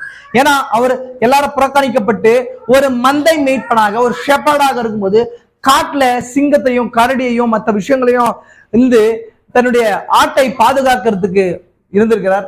அதே போல மானை பார்த்திருக்கிறாரு. அந்த மான் எவ்விதமாய் அது வாழுது, சில நேரம் மிருக ஜீவன்கள் இருந்து அடிபடும் போது அதோடைய பிரேவை அடிக்கிறதுக்கு, அதோடைய பிரேவை அடிக்கிறதுக்கு அதோடைய சிங்கமோ இல்ல கரடியோ மற்ற விஷயங்களோ வரும்போது அது எப்படி பாதுகாத்துக் கொள்ளுதுன்றத குறிச்சு பார்த்துட்டு அப்பதான் 42வது சங்கீதத்தை சொல்றாரு. அப்படி நம்ம வாச்சோம், அவரை தன்னை மானாக என்ன பண்றார், தன்னை ஒப்பிட்டுக் கொள்றார். பாருங்க, அதை வாசிக்கிறேன் பாருங்க.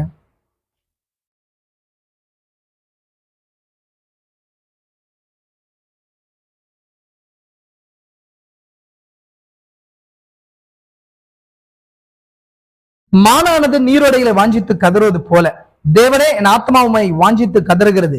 என் ஆத்மா தேவன் மேல், ஜீவனுள்ள தேவன் மேலேயே தாகமாய் இருக்கிறது. இதான் தாவீது சொல்ற அந்த பாகம்.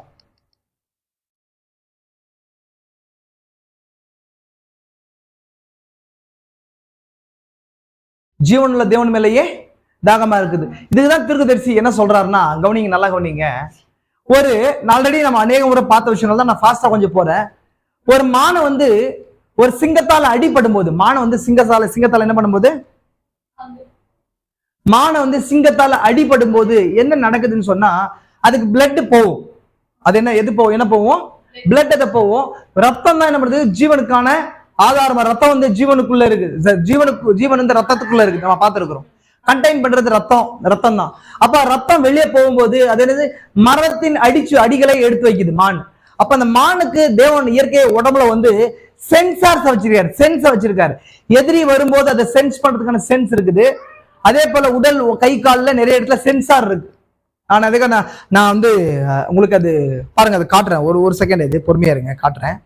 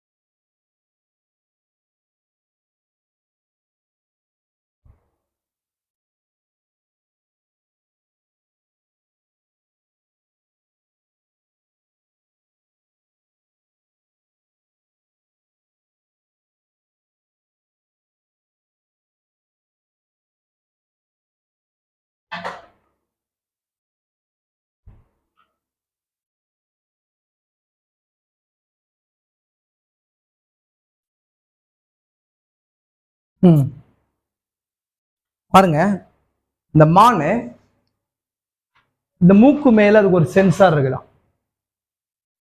அதுக்கு மூக்கு மேல அதுக்கு ஒரு சென்சார் இருக்கு. அந்த சென்சார் என்ன பண்ணும் அப்படின்னு சொன்னா, உனக்கு தண்ணீர் இப்போ வேணும் அப்படின்றத சுட்டி காட்டும். நம்ம மனுஷனுக்கு நம்ம சொன்னோம், தாகன்ற ஒரு விஷயத்த சொன்னோம். தண்ணி எங்க இருக்குது அப்படின்றத சுட்டி காட்டும். பிளட் வெளியே போகும்போது அந்த ப்ராசஸ் நம்மள மாதிரியே ஒரு ப்ராசஸ் நடக்குது. இப்ப மானுக்கு தெரியுது, இப்ப பிளட் போயிடுது, நம்ம சரீரத்துல பிளட் போகுது, ஜீவன் போகுதுன்னு சொல்லும்போது, ஏதோ மிருகத்தால அடிபடும் போது, சதையோட கூட அடிபடும் போது, தீர்க்கதரிசி சொல்றாரு, வேட்டையாடும் போது அந்த நாய்களையும் மிருக ஜீவன்களையும், நாய்களை பார்க்கும் வேட்டை நாய்கள் இந்த மான சதையோட பிச்சு எடுக்கும் போது, அது சதையோட கூட வரும்போது ரத்தம் வெளியே போகும்போது அது என்ன ஆகுதுன்னு சொன்னா, அந்த மான் என்ன பண்ணும்? தண்ணீரை நோக்கி ஓடும். மான் தண்ணீரை நோக்கி ஓடும். உங்களுக்கு தெரியுங்களா? மனுஷன் வந்து ஏதாவது ஆக்சிடென்ட் ஆகும்போது, ரோட் ஆக்சிடென்ட் போது தண்ணி குடின்னு சொல்றாங்க. ஏன் தண்ணி குடின்னு சொல்றாங்க? அது பிளட் வெளியே போகும், அது பிளட் கிளாட் ஆகும். பிளட் வெளியே போனபடி ஹார்ட் ரேட் வந்து என்ன ஜாஸ்தியாகும், பம்பு ஜாஸ்தியாகி பிளட் வந்து அதிகமாக சீக்கிரமா வெளியே தள்ளி அந்த மனுஷன் சீக்கிரமா என்ன ஆயிடுவான்? டெத் ஆயிடுவான், இல்லை கோமா பொசிஷனுக்கு ஏதாவது போயிடுவான், இல்ல அன்கான்சியஸ் ஸ்டேஜுக்கு போவான்.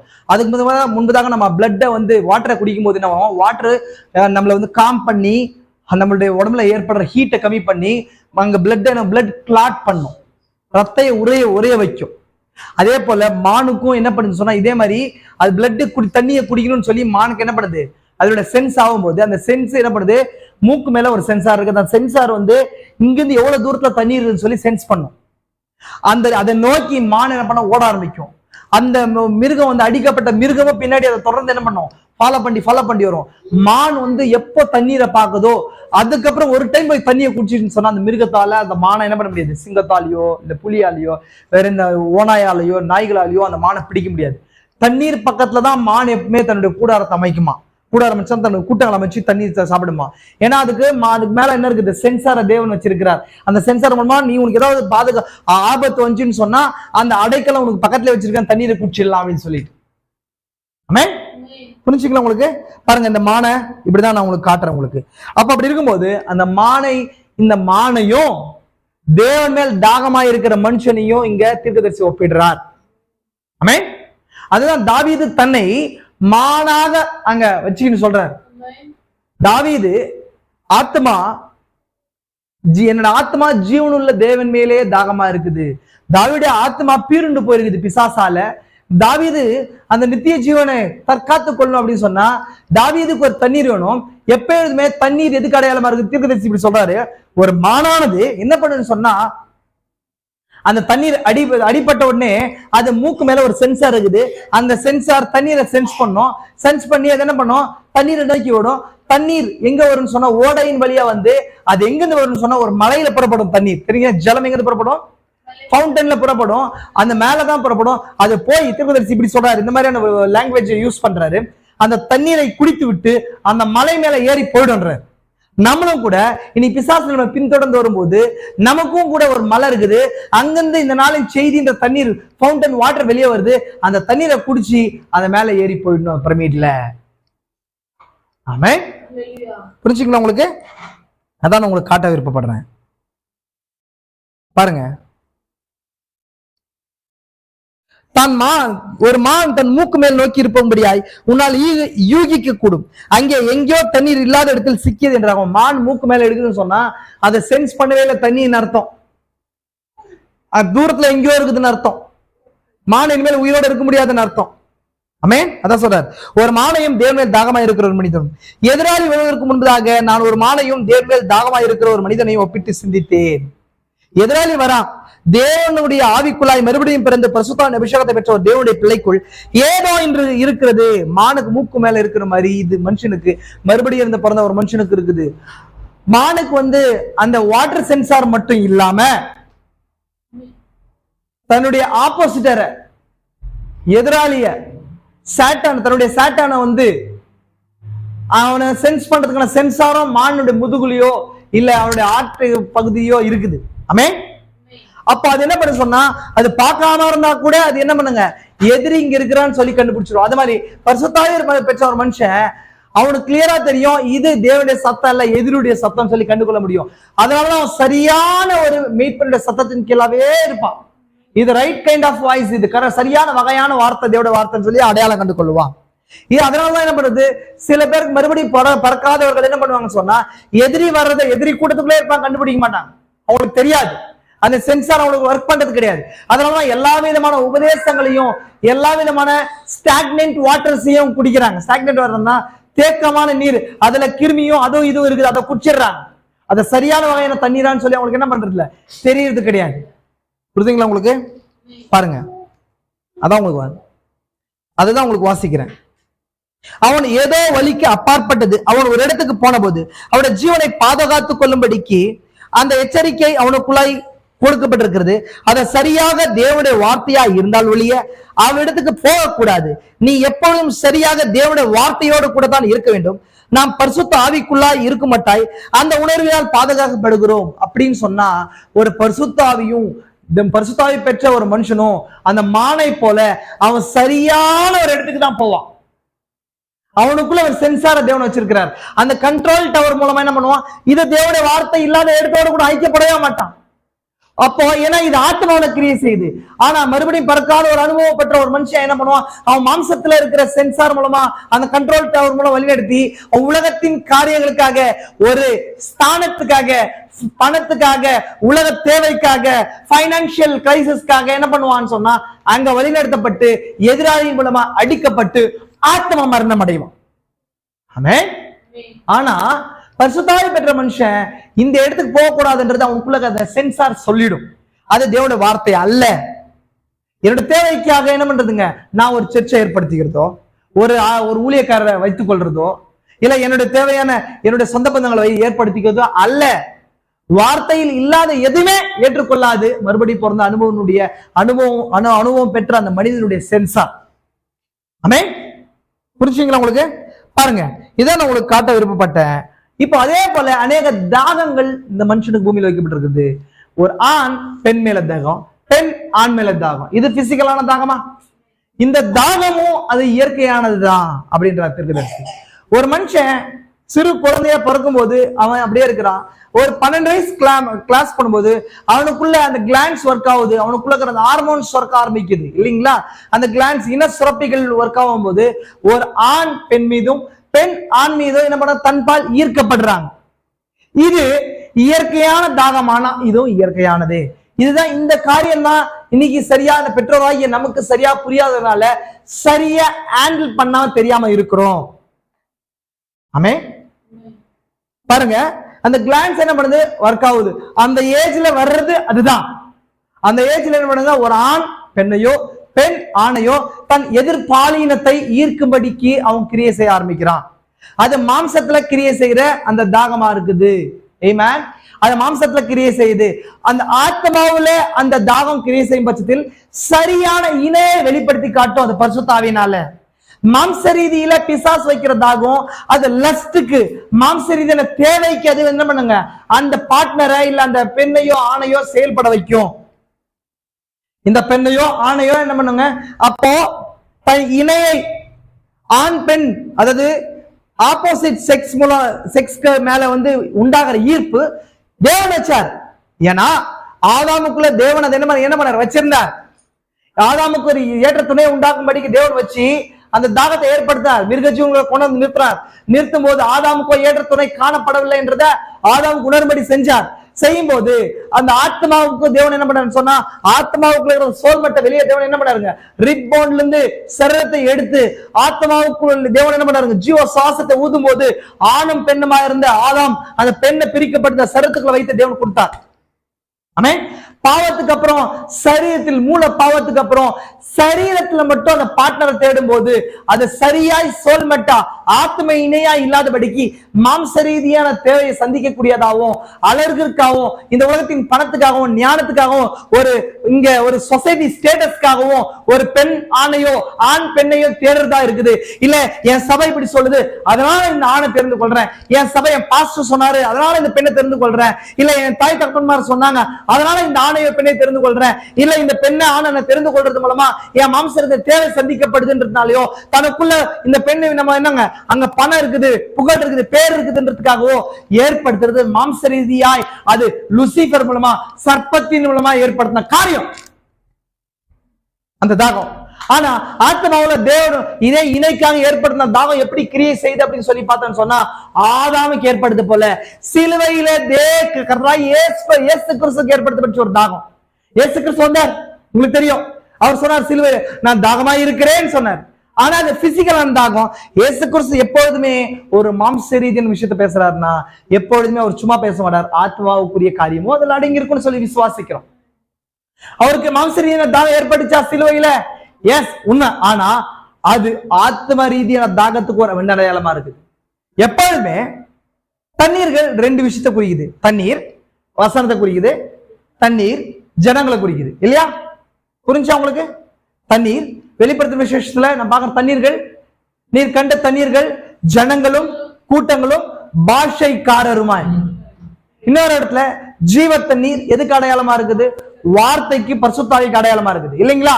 இப்போ நான் ஜீவ தண்ணீர் நானே என்றார் இயேசு கிறிஸ்து சொல்றார். என்ன சொல்றார்? ஜீவ தண்ணீர் நானே, என் இடத்துல குடிக்கிறவனுக்கு ஒரு காலம் தாகம் உண்டாகுதுன்னு சொன்னார் இல்லையா?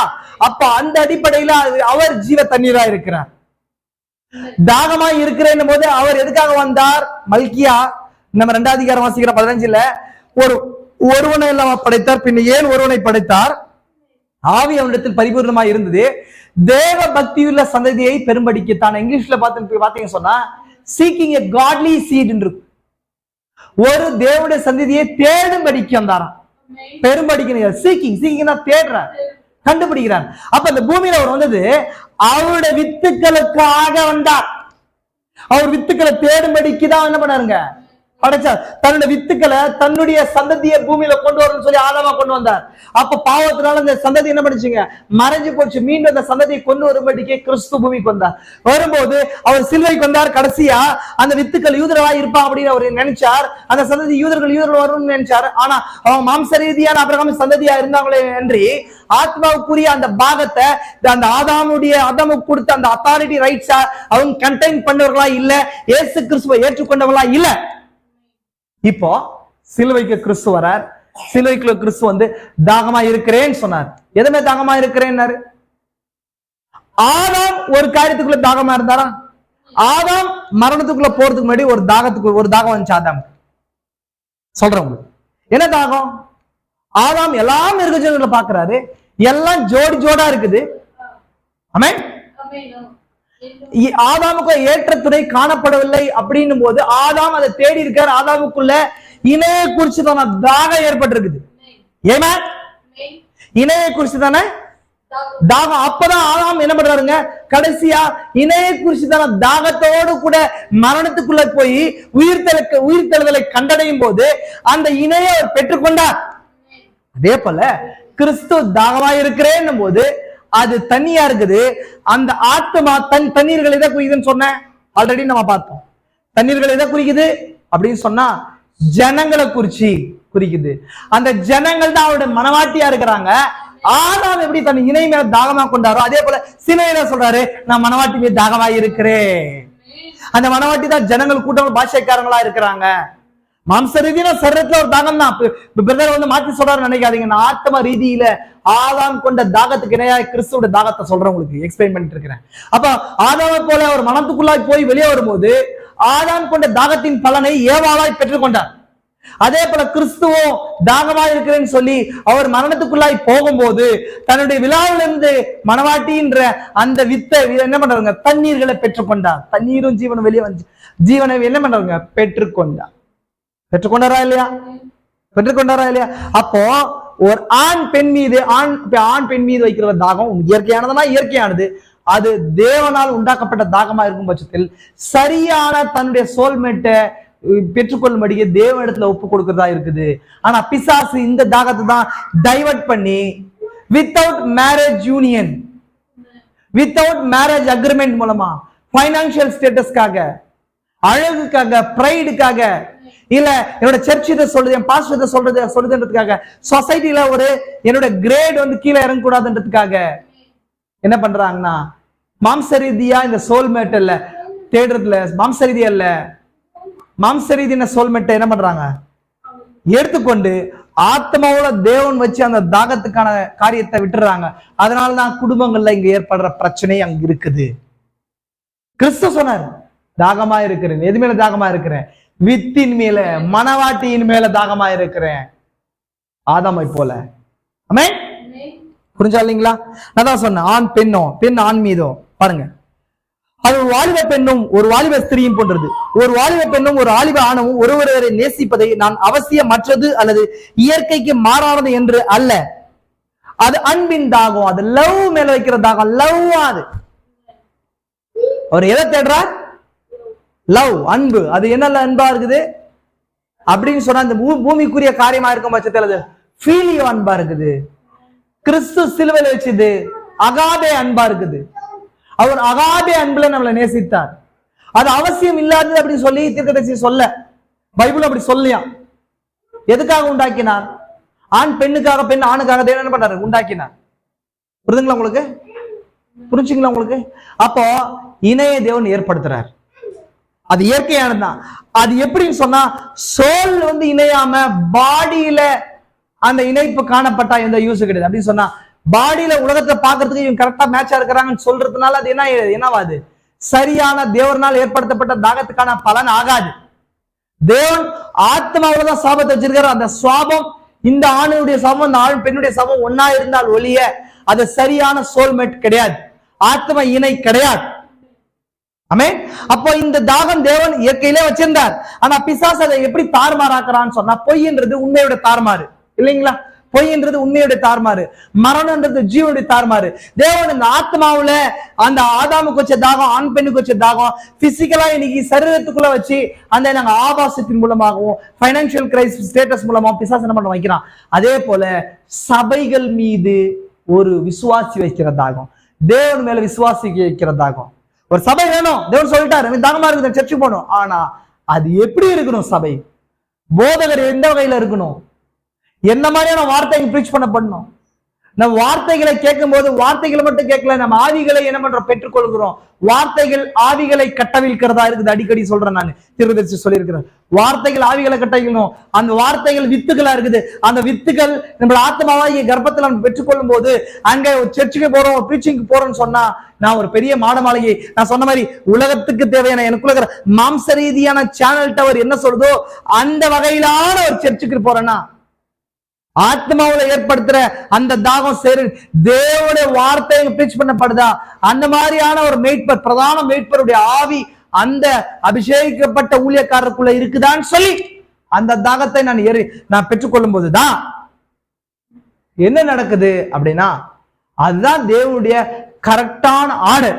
அது தெரியாம இன்னைக்கு அநேக ஜனங்கள் என்ன பண்றாங்கன்னு சொன்னா, நான் ஒரு சர்ச்சுக்கு போகணும், அதனால அந்த இடத்துல நான் ஒரு மெம்பரா இருக்கணும். சபைன்றது என்னன்ற வெளிப்பாடே அவங்களுக்கு தெரியல. ஒரு கட்டிடத்தையும் ஒரு பெரிய மாளிகையிலையும் ஒரு பெரிய புளோரையும் ஜனக்கூட்டத்தையும் அதுதான் சர்ச் ஆர்டர் நினைச்சிட்டு இருக்கிறாங்க. தேவன் வச்சிருக்கிற ஆர்டரே தெரியல அவங்களுக்கு. அதுக்கு பின்பதாக சுயநல நோக்கம் வேற. நாங்க போறதுனால என்னுடைய தேவைகளை சந்திக்கப்படுகின்ற நோக்கம் வேற. ஒரு காலம் தேவனுடைய காரியமா அது இருக்க முடியாது. அந்த தாகம் நீ உனக்குள்ள ஏற்படுத்தப்பட்ட தாகம் உண்மைதான். நீ சரியான ஒரு சபையை தெரிந்து கொள்ளணுன்ற தாகம் உண்மைதான். திரும்ப சொல்றாரு, ஒரு சபையை தெரிந்து கொள்ற ஒரு மனிதையும் ஒரு பெண்ணையும் ஒரு ஆணை தெரிந்து கொள்ற ஒரு மனிதன் ஒண்ணுதான்ற ஒரு ஆத்மாவில. ஏன்னா சபையை தெரிந்து கொள்றதுன்னு போது அங்க வர்ற வார்த்தை அது மனவாளன் தெரிந்து கொள்றதா இருக்குது. ஒரு பெண்ணோ ஆணோ தன்னோட இணையை தெரிந்து கொள்றதும் அது மாதிரிதான். ஒரு ஆண் ஒரு பெண்ணும் தன்னுடைய பாட்டை சோல்மேட்டை தெரிந்து கொள்றதுக்கு எவ்வளவு ஜெபம் பண்ணுமோ அவ்வளவு ஜெபம் பண்ணி ஒரு சபையை ஒரு மனுஷன் தெரிந்து கொள்ளணுமா?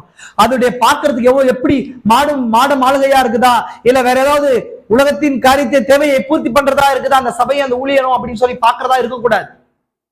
அந்த ஆத்ம தாகம் தேவன் ஏற்படுத்தியிருக்காரு. கரெக்ட் தான். நீ ஒரு சர்ச்சுக்கு போகணும், இல்ல ஒரு சபைக்குள்ள போகணும், அந்த சபை ஒழுங்குக்குள்ள வரணுன்றதெல்லாம் கரெக்ட் தான். ஆனா அது மூலமா ஒரு அவுட்புட் தேவனோட வார்த்தையா இல்லாத பட்சத்தில், உன் ஆத்ம தேவையை பூர்த்தி செய்யாத பட்சத்தில் எனக்கு அதை ஹெல்ப் பண்றாங்க, இது ஹெல்ப் பண்றாங்க. என்னங்க என் ஃபேமிலியில மேரேஜுக்கோ டெத்துக்கோ வராங்கன்றதுனால பைனான்சியல் ஹெல்ப் பண்றாங்க, என்னுடைய நீட்ல அவங்க சப்போர்ட் பண்றாங்கன்றதுனால அவங்க அது ஒரு காலம் எடுத்துக்கொள்ளப்படுறத கொண்டு போகாது. அது தேவன் வச்ச தாகத்துக்கான தண்ணீர் இல்ல. ஆமென். அது தண்ணீர் இல்லை. பண்ணிச்சீங்களா? தேவன் மனுஷனுக்குள்ளாக வைத்த அந்த மூல தாகத்தை தேவன் ஏதேன் தோட்டத்தில் எல்லா காரியங்களிலும் உண்டாக்கின போது மிகவும் அழகா இருந்தது. அதன் பின்பு சாத்தான் எல்லாவற்றையும் தாரமாராக்கி போட்டான். சாத்தானால் ஒன்றும் சிருஷ்டிக்க முடியாது. நான் ஆல்ரெடி சொல்லிட்டேன். தேவன் மனிதனுக்கு அந்த தாகத்தை அவர் ஆராதிக்க நேசிக்க அவரை தேட அளித்தார். தேவன் ஒரு தாகம் வச்சிருக்காரு. இன்னைக்கு அதே பேர் கிறிஸ்தவர்கள் நாங்க என்ன பண்ணுவோம், சர்ச்சுக்கு போகணும், ஒரு ஊழியக்காரனுக்குள்ள போகணும், அது தீர்க்கதரிசி சொல்லியிருக்காரு ஆர்டர்ன்றாங்க. அந்த தாகம்லாம் கரெக்ட் தான், எஸ் கரெக்ட் தான். ஆனா பிசாசு தான் உங்களை என்ன பண்றான், ரெண்டு தாகத்தை வச்சுட்டு என்ன பண்றான், மாம்சத்துக்கு நான் சேனல் டவர் மூலமா இருக்கிற சர்ச்சுக்கு போகணும், மாம்ச ரீதியா ஒரு சர்ச்சுக்கு போகணுன்ற அந்த தண்ணீரை கொடுத்து தீர்த்துறான்ல. ஆமென். ஆனால் பிசாசின் அழைப்பினால் மனிதன் அந்த தாறுமாறாக்குகிறான். மாம்ச ரீதியான ஏதோ ஒரு தேவையை சந்திக்கிறது மூலமா தேவன் வச்ச தாகத்துக்கான தண்ணீரை இது மூலமா கொடுக்கலாம்னு சொல்லி அவன் நினைக்கிறான். ஆமென். விசுவாசிக்கிறீங்களா? பாருங்க. ஆனால் சகோதரனே, அவன் உலகத்தின் காரியங்கள் மேல் வைக்கிறான். அந்த என்னங்க ஆத்மாவோட வச்ச தாகத்து மாதிரியே பிசாசு சரீரத்துக்குள்ள வச்சு அந்த தண்ணீரை இப்படி டைவர்ட் பண்ணி உலகத்தின் காரியத்தை கொடுத்துடுறான். ஆனால் சகோதரனே, அவன் ஒருமுறை மாற்றப்பட்டது, அதாவது புழுக்கள் மற்றும் எல்லா விதமான அழுக்குகளும் உள்ள தொட்டியானது கிருமி இல்லாமல் முழுமையாக சுத்தம் செய்யப்பட்ட பின்னர் அதன் பின்னர் சுத்தமான தேவனுடைய தண்ணீரை நிறைக்கும் போது பாவம் அதனை ஒருபோதும் தொடவே முடியாது. தேவன் ஜீவ தண்ணீரை கொடுக்குறார். ஆனா இவன் ஸ்டாக்னன்ட் வாட்டர், அதாவது ஸ்டாக்னன்ட் வாட்டர்னா கிருமிகளும் மற்ற விஷயங்களும் தேங்கின தண்ணீரை குடிக்க பிரயாசப்படுறான். வெடிப்புள்ள புரோக்கன் சிஸ்டம், வெடிப்புள்ள தெட்டிகளை அவன் தெரிந்து கொள்றான் அவனுடைய தாகத்தை தீர்க்கிறதுக்காக. அந்த மூல தாகம், தேவன் வச்ச மூல தாகம் என்ன பண்றாரு? வார்த்தையோடு கூட ஐக்கியப்படும்படிக்கு சரியான மகத்தை கண்டடையறதுக்காக தேவன் வச்சிருக்காரு. அவங்க சரியான மறுபடிப்பின் அனுபவம் இல்லாதவர்கள் எல்லாருமே இந்த மாதிரிதான் செய்யறாங்க. புரிஞ்சுங்களா உங்களுக்கு?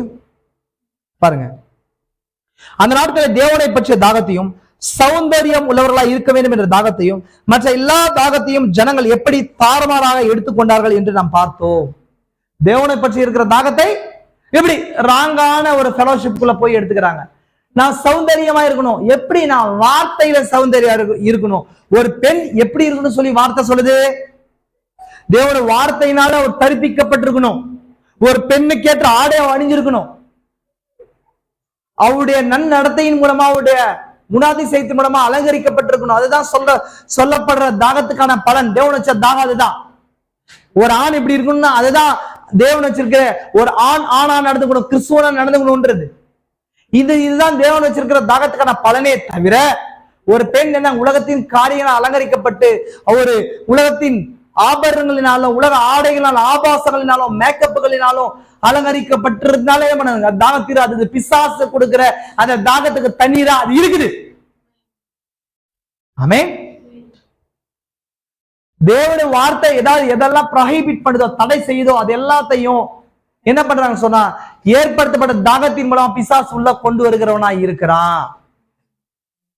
புரிஞ்சுங்களா? பாருங்க, தண்ணீரை பொறுத்த மட்டில் குடிக்கிறதன் மூலமா அதை திருப்திப்படுத்திக் கொண்டார்கள். சந்தோஷமா இருக்கிற தாகம், எல்லாரும் சந்தோஷமா இருக்க விரும்புகிறார்கள்.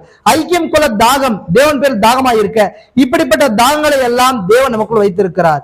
தேவன் நீ அவர் பேரில் தாகம் மூலமா இருக்கும்படி உன்னை உண்டாக்கினார். ஆனால் நாம் இதை வேறே ஏதோ விதமான தாகத்தினால் திருப்தியாக்க பிரயாசிக்கிறோம். ஐக்கியத்தின் மூலம் தாகம்,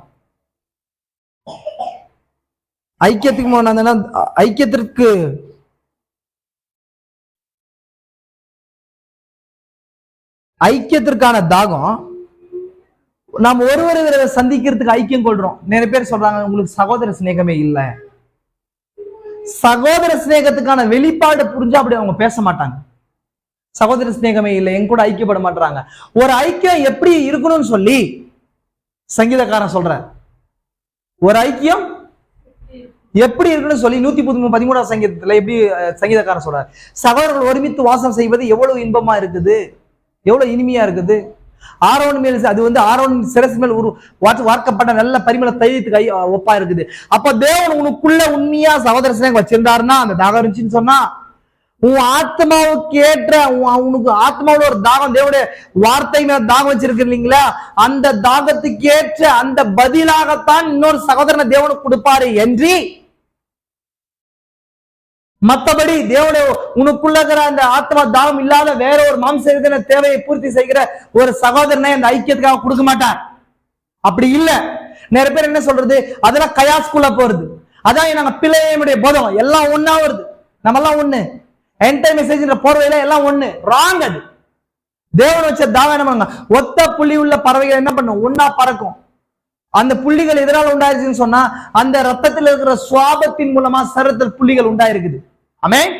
அதே போல நம்மளுடைய தாகம், நம்மளுடைய சகோதர ஐக்கியம் எப்படி இருக்குன்னு சொன்னா, ஒரு சகோதரன் இன்னொரு சகோதரன் மீட் பண்ணும்போது எப்படி ஆரோன் தன்னுடைய சிரசு மேல் அந்த பரிமள தைலத்தை ஊற்றி கொண்டு போய் பில்லர் ஆஃப் ஃபயரை சந்திக்கிறாரோ, அந்த பில்லர் ஆஃப் ஃபயரை சந்திக்கிற அனுபவமா இருக்கணும் அப்படின்னு சொன்னா, இன்னொரு சகோதரன் மீட் பண்ணும்போது அந்த மனுஷனுக்குள்ள இருக்கிற இந்த காலத்து வெளிப்படுத்தப்பட்ட பில்லர் ஆஃப் ஃபயர் அனுபவம், அந்த வார்த்தையை வெளிப்படும் போதுதான் இந்த அனுபவம், தேவன் சொல்ற சகோதர சிநேக அனுபவம் அங்க பூர்த்தி ஆகும். அந்த தாகத்துக்கான தண்ணீர் அங்கதான் இருக்குது. புரிஞ்சுங்களா? அப்படி இல்லாதபடிக்கு ஏதோ பேசுறது, ஏதோ உட்காந்து நாங்க பேசுறது, ஐக்கியப்படுறது, ஒரு சர்ச் மூலமா ஐக்கியப்படுறது, இந்த உலகத்தின் களியாட்டுகளை பேசுறது, அந்த சபை இப்படி, இந்த சபை இது, இந்த ஊழியக்காரர் அந்த ஊழியக்காரர் இப்படின்னு சொல்றது, புரணி பேசுறது, காசப் பேசுறது, ஒரே மொழிக்காக ஒன்னா வருது, ஜாதிக்காக ஒன்னா வருது, பைனான்சியலா ஒன்னா வருது, வேற அவங்க ஆத்மாவுடைய வார்த்தைக்கான தாகம் வேறா இருக்கும், ஊழியத்துக்கான தாகம் வேறா இருக்கும். ஆனாலும் ஏதோ பைனான்சியலா மொழிக்காகவோ அந்த ஜாதிக்காகவோ இதெல்லாம் பிசாசுகள், இதெல்லாம் அந்த தாகம் ஒன்னா போக முடியாது. அதனாலதான் நாங்க என்ன பண்றோம்னு சொன்னா அந்த மாதிரி தாகத்தோடு கூட அந்த மாதிரி தாகம் பெற்ற நபர்களோடு கூட ஐக்கியப்படுறது கிடையாது. நாங்க நேசிக்கிறோம், அவங்க ஆத்மாவை நாங்க பரிதவிக்கிறோம், எங்களுக்கு தேவையான காரியங்களை நாங்க என்ன பண்றோம், வார்த்தையின்படி கொடுக்க பிரயாசிக்கிறோம். ஆனாலும் தவறான ஒரு தாகத்தை கொண்ட நபரோடு கூட நாங்க ஐக்கியப்பட விரும்புகிறது இல்லை. அது எங்களையும் தப்பா வழி நடத்தும், அது அவங்களுக்கும் யூஸ் ஆகல. பிசாசு ஏற்படுத்துற தாகமா இருக்குது. அந்த இடத்துல பில்லர் ஆஃப் ஃபயர் உருவே உருவாது. பிசாசு ஏற்படுத்தின பொய்யான சகோதர சிநேகம், பொய்யான சகோதர அன்பு, இருதயத்துக்குள்ள ஒரு காரியத்தை வச்சுட்டு வெளியில ஒரு காரியத்தை பேசுற ஒரு காரியம், இதுதான் உண்டாகும். நேரம் வரும்போது, காலம் வரும்போது அக்கினி அதை வெளிப்படுத்தும் சொல்லி இவரு பவுல் சொன்னது போல, நேரம் வரும்போது கிரியைகள் வேறுபடும் போது அவங்க பெரிய கிளாஷ் உண்டாகும். என்னுடைய தாகம் வேற இருக்கும் பட்சத்தில், உங்களுடைய தாகம் வேற இருக்கும் பட்சத்தில், நம்ம சகோதர சிநேகம் ஐக்கியமாகும் போது, என் தாகத்துக்கு ஏற்ற கிரியை நான் வெளிப்படுத்தும் போது, உங்களுடைய தாகத்துக்கு ஏற்ற கிரியை நீ வெளிப்படுத்தும் போது அங்க என்ன ஆகுங்க, கிளாஷ் ஆகும், சண்டாகும். எதுக்காக? அது சரியான உங்களுக்குள்ள தேவன் சகோதர சிநேகத்துக்காக சரியான தாகத்தை ஏற்படுத்தினால் பிசாசுக்கு இடம் கொடுக்காம சரியான வார்த்தையாக தாகம் கொள்ளுங்க. புரிஞ்சுங்களா? தேவன் உன்னை அழகா இருக்கணும்னு சொல்லி தாகத்தை ஏற்படுத்துறாருன்னா அந்த அழகு வார்த்தையில இருக்கணும், மேக்கப்ல இருக்கக்கூடாது, உன்னை அழகான டிரெஸ்ல இருக்கக்கூடாது. உன்னை வார்த்தையை பிரீச் பண்ணணும்னு சொல்லி தேவன் வச்சிருந்தான்னு சொன்னா வார்த்தை வெளிப்பாடுகள்னால இருக்குமே தவிர பர்ஃபார்மன்ஸ்க்காக இருக்கக்கூடாது. ஆமென். ஒரு சர்ச்சுக்கு போகணும்னு சொல்லி தேவன் உங்களுக்குள்ள தாகம் வச்சிருந்தான்னு சொன்னா அந்த சர்ச்சு வார்த்தையின்படி அமைக்கப்படுதா இருக்கணும், அதுதான் அதுக்கான பதிலா இருக்கும். இல்லைன்னு சொன்னா அந்த தாகத்துக்கு பிசாசு வச்ச அந்த பதிலா இங்க போயிடக்கூடாது. வார்த்தை இல்லாதபடிக்கு ஒரு டினாமினேஷனல் சைட் அது இருக்கக்கூடாது. பைனான்சியல்ல அப்கிரேட் பண்ற சர்ச்சா இருக்கக்கூடாது. ஆமென். அந்த மாதிரி நல்லவர்கள் சொல்லி கொண்டு வரும்போது இயேசுவோட பரிசேயர் சதுசேயர் ரொம்ப நல்லவங்க, அண்ணா காய்ஃபா ரொம்ப நல்லவங்களா இருந்தாங்க.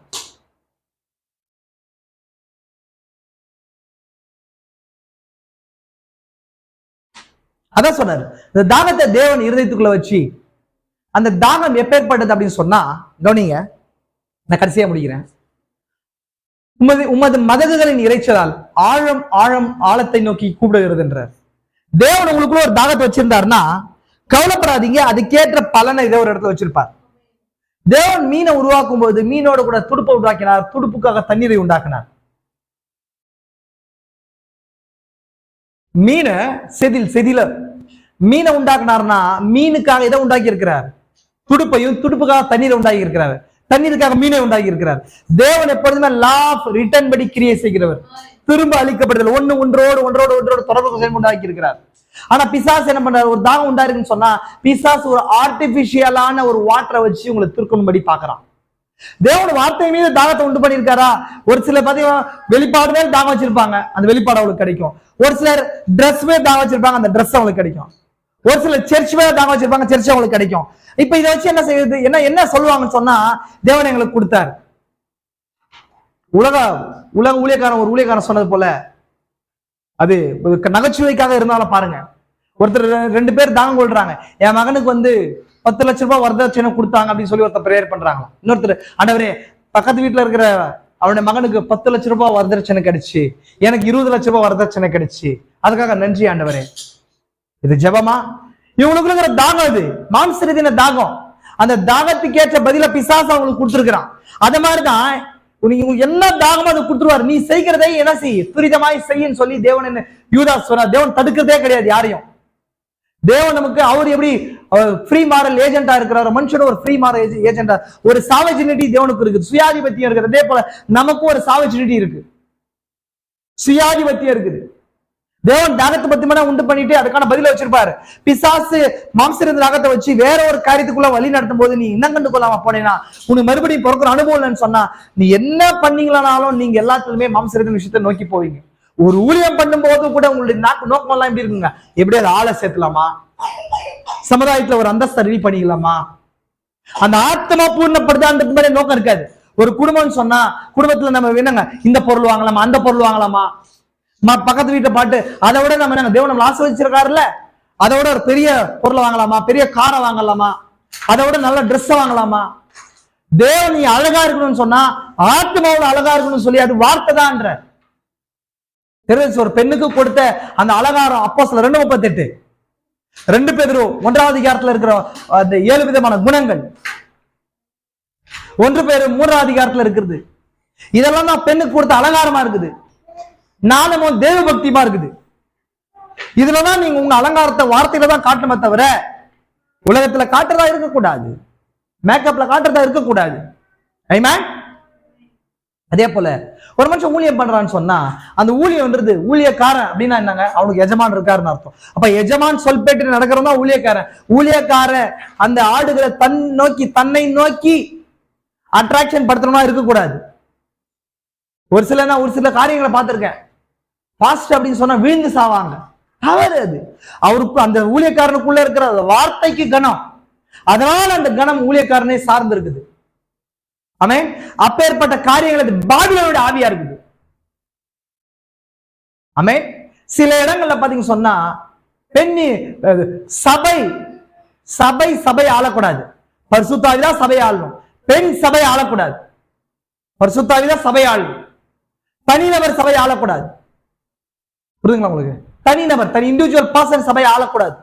அதான் தேவன் ஆர்டர் வச்சிருக்காரு.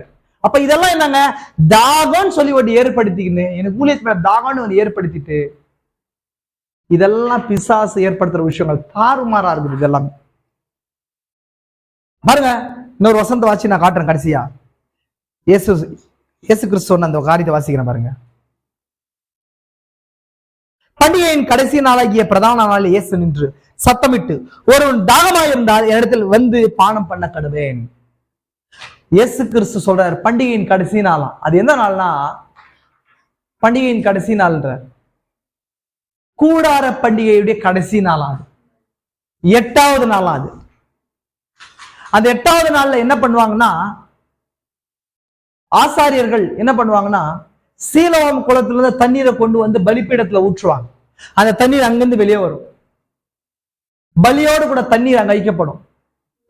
சீலோவாம் குளத்துல இருக்கிற தண்ணீரை ஊற்றுவாங்க. இந்த நேரத்துல இயேசு கிறிஸ்து 8ஆம் நாள் எப்போதுமே எதுக்கு அடையாளமா இருக்குது? நித்தியத்துக்கு அடையாளமா இருக்குது.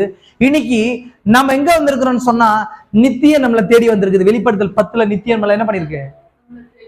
தேடி வந்திருக்குதா இல்லையா? இப்ப இந்த நாள்ல இயேசு நின்று நம்ம 7ல இருந்து 8ல நம்ம நிக்கிறோம். 7 சபை காலங்கள் இருக்குது. ஒரு பரிபூர்ண யுகம் இருக்குதா இல்லையா? நம்ம பிரைட் ஏஜ்ல இருக்கிறோமா இல்லையா? ஏஜ் லெவல்ல அது லவோதிக்கன் சர்ச் ஏஜ் தான். ஆனா பிரைட் ஏஜ் நம்ம பிரைடுக்குள்ள இருக்கிறோம். நம்ம பிரைட் ஏஜ்ல இருக்கிறோம். ஆமென். விசுவாசிக்கிறீங்களா? அப்போ இங்கே அவர் நின்றார். பலமுள்ள தூதனாய் நின்று தாகமாய் இருக்கிறவன் சத்தமிட்டு, வெளிப்படுத்தல் 10 சிங்கம் கெர்ஜிக்கிறது போல மகா சத்தமிட்டு, ஒருவன் தாகமாயிருந்தா என்னிடத்தில் வந்து பானம் பண்ண கடவன். தாகமாயிருந்தா பானம் பண்ண கடவன். இது வெளிப்படுத்தல் 10. வெளிப்படுத்தல் 10 என்னவா இருக்குது? அது பிரைட் ஏஜ் உடைய ஸ்டார்டிங்கா இருக்குது. 7 சர்ச் ஏஜ் லெவல்ல லவோதிக்கன் சர்ச் ஏஜ். ஆனா பிரைட் ஏஜ் 8ல நிக்குது. இங்க இன்னைக்கு நம்ம எங்க இருக்கிறோம்? நித்தியம் நம்மளை நோக்கி வந்திருக்குது. இந்த உலகத்துக்கு நித்தியம் வரல. நித்தியம் காலம் பிரைடுக்குள்ள இன்னைக்கு வந்திருக்குது. அங்க யாரும் இறங்கி வந்திருக்காரு? பலமுள்ள தூதன் இறங்கி வந்து அவருக்கு சத்தமிட்டு சிங்கம் கெர்ஜிக்கிறத போல ஆர்ப்பரித்து தாகமா இருந்தால், ஒருவன் தாகமா இருந்தால், யார் அது? ஜானா இருக்கிற நம்மளா இருக்கிறோம். தாகமா இருந்தால் என்னிடத்துல வந்து பானம் பண்ண கடவன். என்னிடத்துல வந்து, ஏன்னா ஜீவ தண்ணீர் நானே அப்படின்ற. இஸ்ரேல் ஜனங்களுக்கு ஒரு இடத்துக்கு போகும்போது மாராவுக்கு வந்தாங்க. மாராவுக்கு போகும்போது அங்க ஒரு நாம வெளிப்படுத்தப்பட்டுச்சு. நம்ம பார்த்தோம். தேவன் எப்பொழுதெல்லாம் ஒரு நாம வெளிப்படுத்துறாரு அங்க அவரோட வல்லமை வெளிப்படுன்னு சொல்லி பார்த்தோம். யெகோவா ராஃபா அப்படின்னு சொன்ன அந்த இடத்துல நாங்க எல்லாம் உங்க வியாதியை குணமாக்குறவர் அப்படின்னு சொல்லிட்டு அந்த இடத்துக்கு வரும்போது கசப்பான தண்ணீர் இனிமையா மாறிச்சு. அதே போல இங்க வர்றாங்க, காதேஸ் பர்னேயா வர்றாங்க. வரும்போது தண்ணீர் இல்லாம இருக்கும்போது நீ ஒரு கண்மலையை போய் அடின்னு சொன்னார். கண்மலை, அடிக்கப்பட்ட கண்மலைன்றது அது பிரமிட்ல இருக்குது. அந்த இடத்த அடிக்கும் போது அந்த இடத்துல ஜனங்கள் என்ன பண்றாங்க? கண்மலை பிளக்கப்படுது. அது கிறிஸ்து உடைக்கப்பட்டு வார்த்தை வெளிப்படுறதுக்கு அடையாளமா இருக்குது. கண்மலை தெரியுமா? தண்ணீர் ஜீவ ஃபவுண்டன் எங்க வருது? ஃபவுண்டன் எங்க? மலை மேல வரும் இல்லைங்களா? அது எப்படி இருக்குது? பிரமிட்ல இருக்குதா? அது உடையும் போது அப்படின்னா அது பிளக்கப்படும் போது நம்ம பார்த்திருக்கிறோம். தீர்க்கதரிசி பார்த்தாரு. எங்க பார்த்தாரு அப்படின்னா, எங்க பார்த்தாரு அப்படின்னு சொன்னா ஜூனியர் ஜாக்சன் ட்ரீம்ல மலை மேல ஒரு கடப்பாறை எடுத்து என்ன பண்றாரு? ஓபன் பண்ணி அங்கிருந்து என்ன பண்றாரு? வெண்பாறை எடுக்கிறார் இல்லைங்களா? அதே போல அங்கிருந்தா என்ன பண்ணுங்க, வார்த்தை வெளிப்படுது. அதுலதான் என்ன பண்றோம் இன்னைக்கு 7 சீல்ஸ் ரெவலேஷன். அதனாலதான் தாகம் தீர்க்கப்பட்டிருக்கிறோம். எங்க இருக்கிறோம் நம்ம? இங்க 8வது நாள்ல நிக்கிறோம். அப்படின்னு சொன்னா ஏஜ் லெவல்ல கிடையாது, மனவாட்டிக்கு அது 8 இருக்கு, 8வது நித்தியமா இருக்குது. அந்த நித்தியமான வார்த்தைகள் நமக்குள்ள இன்னைக்கு வந்திருக்குது. அப்ப நம்மளுடைய தாகம் தீர்க்கக்கூடிய ஒரே ஒரு திறனா இருக்குது, தேவனுடைய வார்த்தையா இருக்குது. நம்ம சொன்ன தேவன் தாகத்தை வைத்திருப்பாரானால் அதுக்கேற்ற தண்ணீரையும் அந்த இடத்துல ஏதோ ஒரு இடத்துல தேவன் வைத்திருப்பார். பேசப்பட்ட காரியங்களை கர்த்தர் ஆசீர்வதிப்பாராக. தேவன் நம்மளோட கூட இருப்பாராக. நம்ம ஜெபிக்கலாம். எல்லா கண்களை மூடலாம். கிருபை நாங்கள் பரலோக பிதாவே, இந்த ஆசீர்வதிக்கப்பட்ட நல்ல நாளுக்காய் கூட நின்று எங்கள் வாழ்வில் ஒரு நாளை கூட்டிட்டு காண செய்தி. இந்த நேரத்தில் இவ்விதமாய் கர்த்தாவே நாங்கள் தாகத்தை குறித்து இன்னும் சில காரியங்களை குறித்து நாங்கள் பார்த்தோம். தேவன் எவ்விதமாய் தாகத்தை நீர் பிளேஸ் பண்ணி வைத்திருக்கிறீர் என்பதையும், கர்த்தாவே அதுக்கான தண்ணீர் எவ்விதமாய் கொடுக்கிறீர் என்பதையும், அந்த சேனல் டவர்ஸ் எப்படி கண்ட்ரோல் டவர்ஸ் எப்படி ஒர்க் பண்ணுதுன்றதை குறித்து நாங்கள் பார்த்தோம்.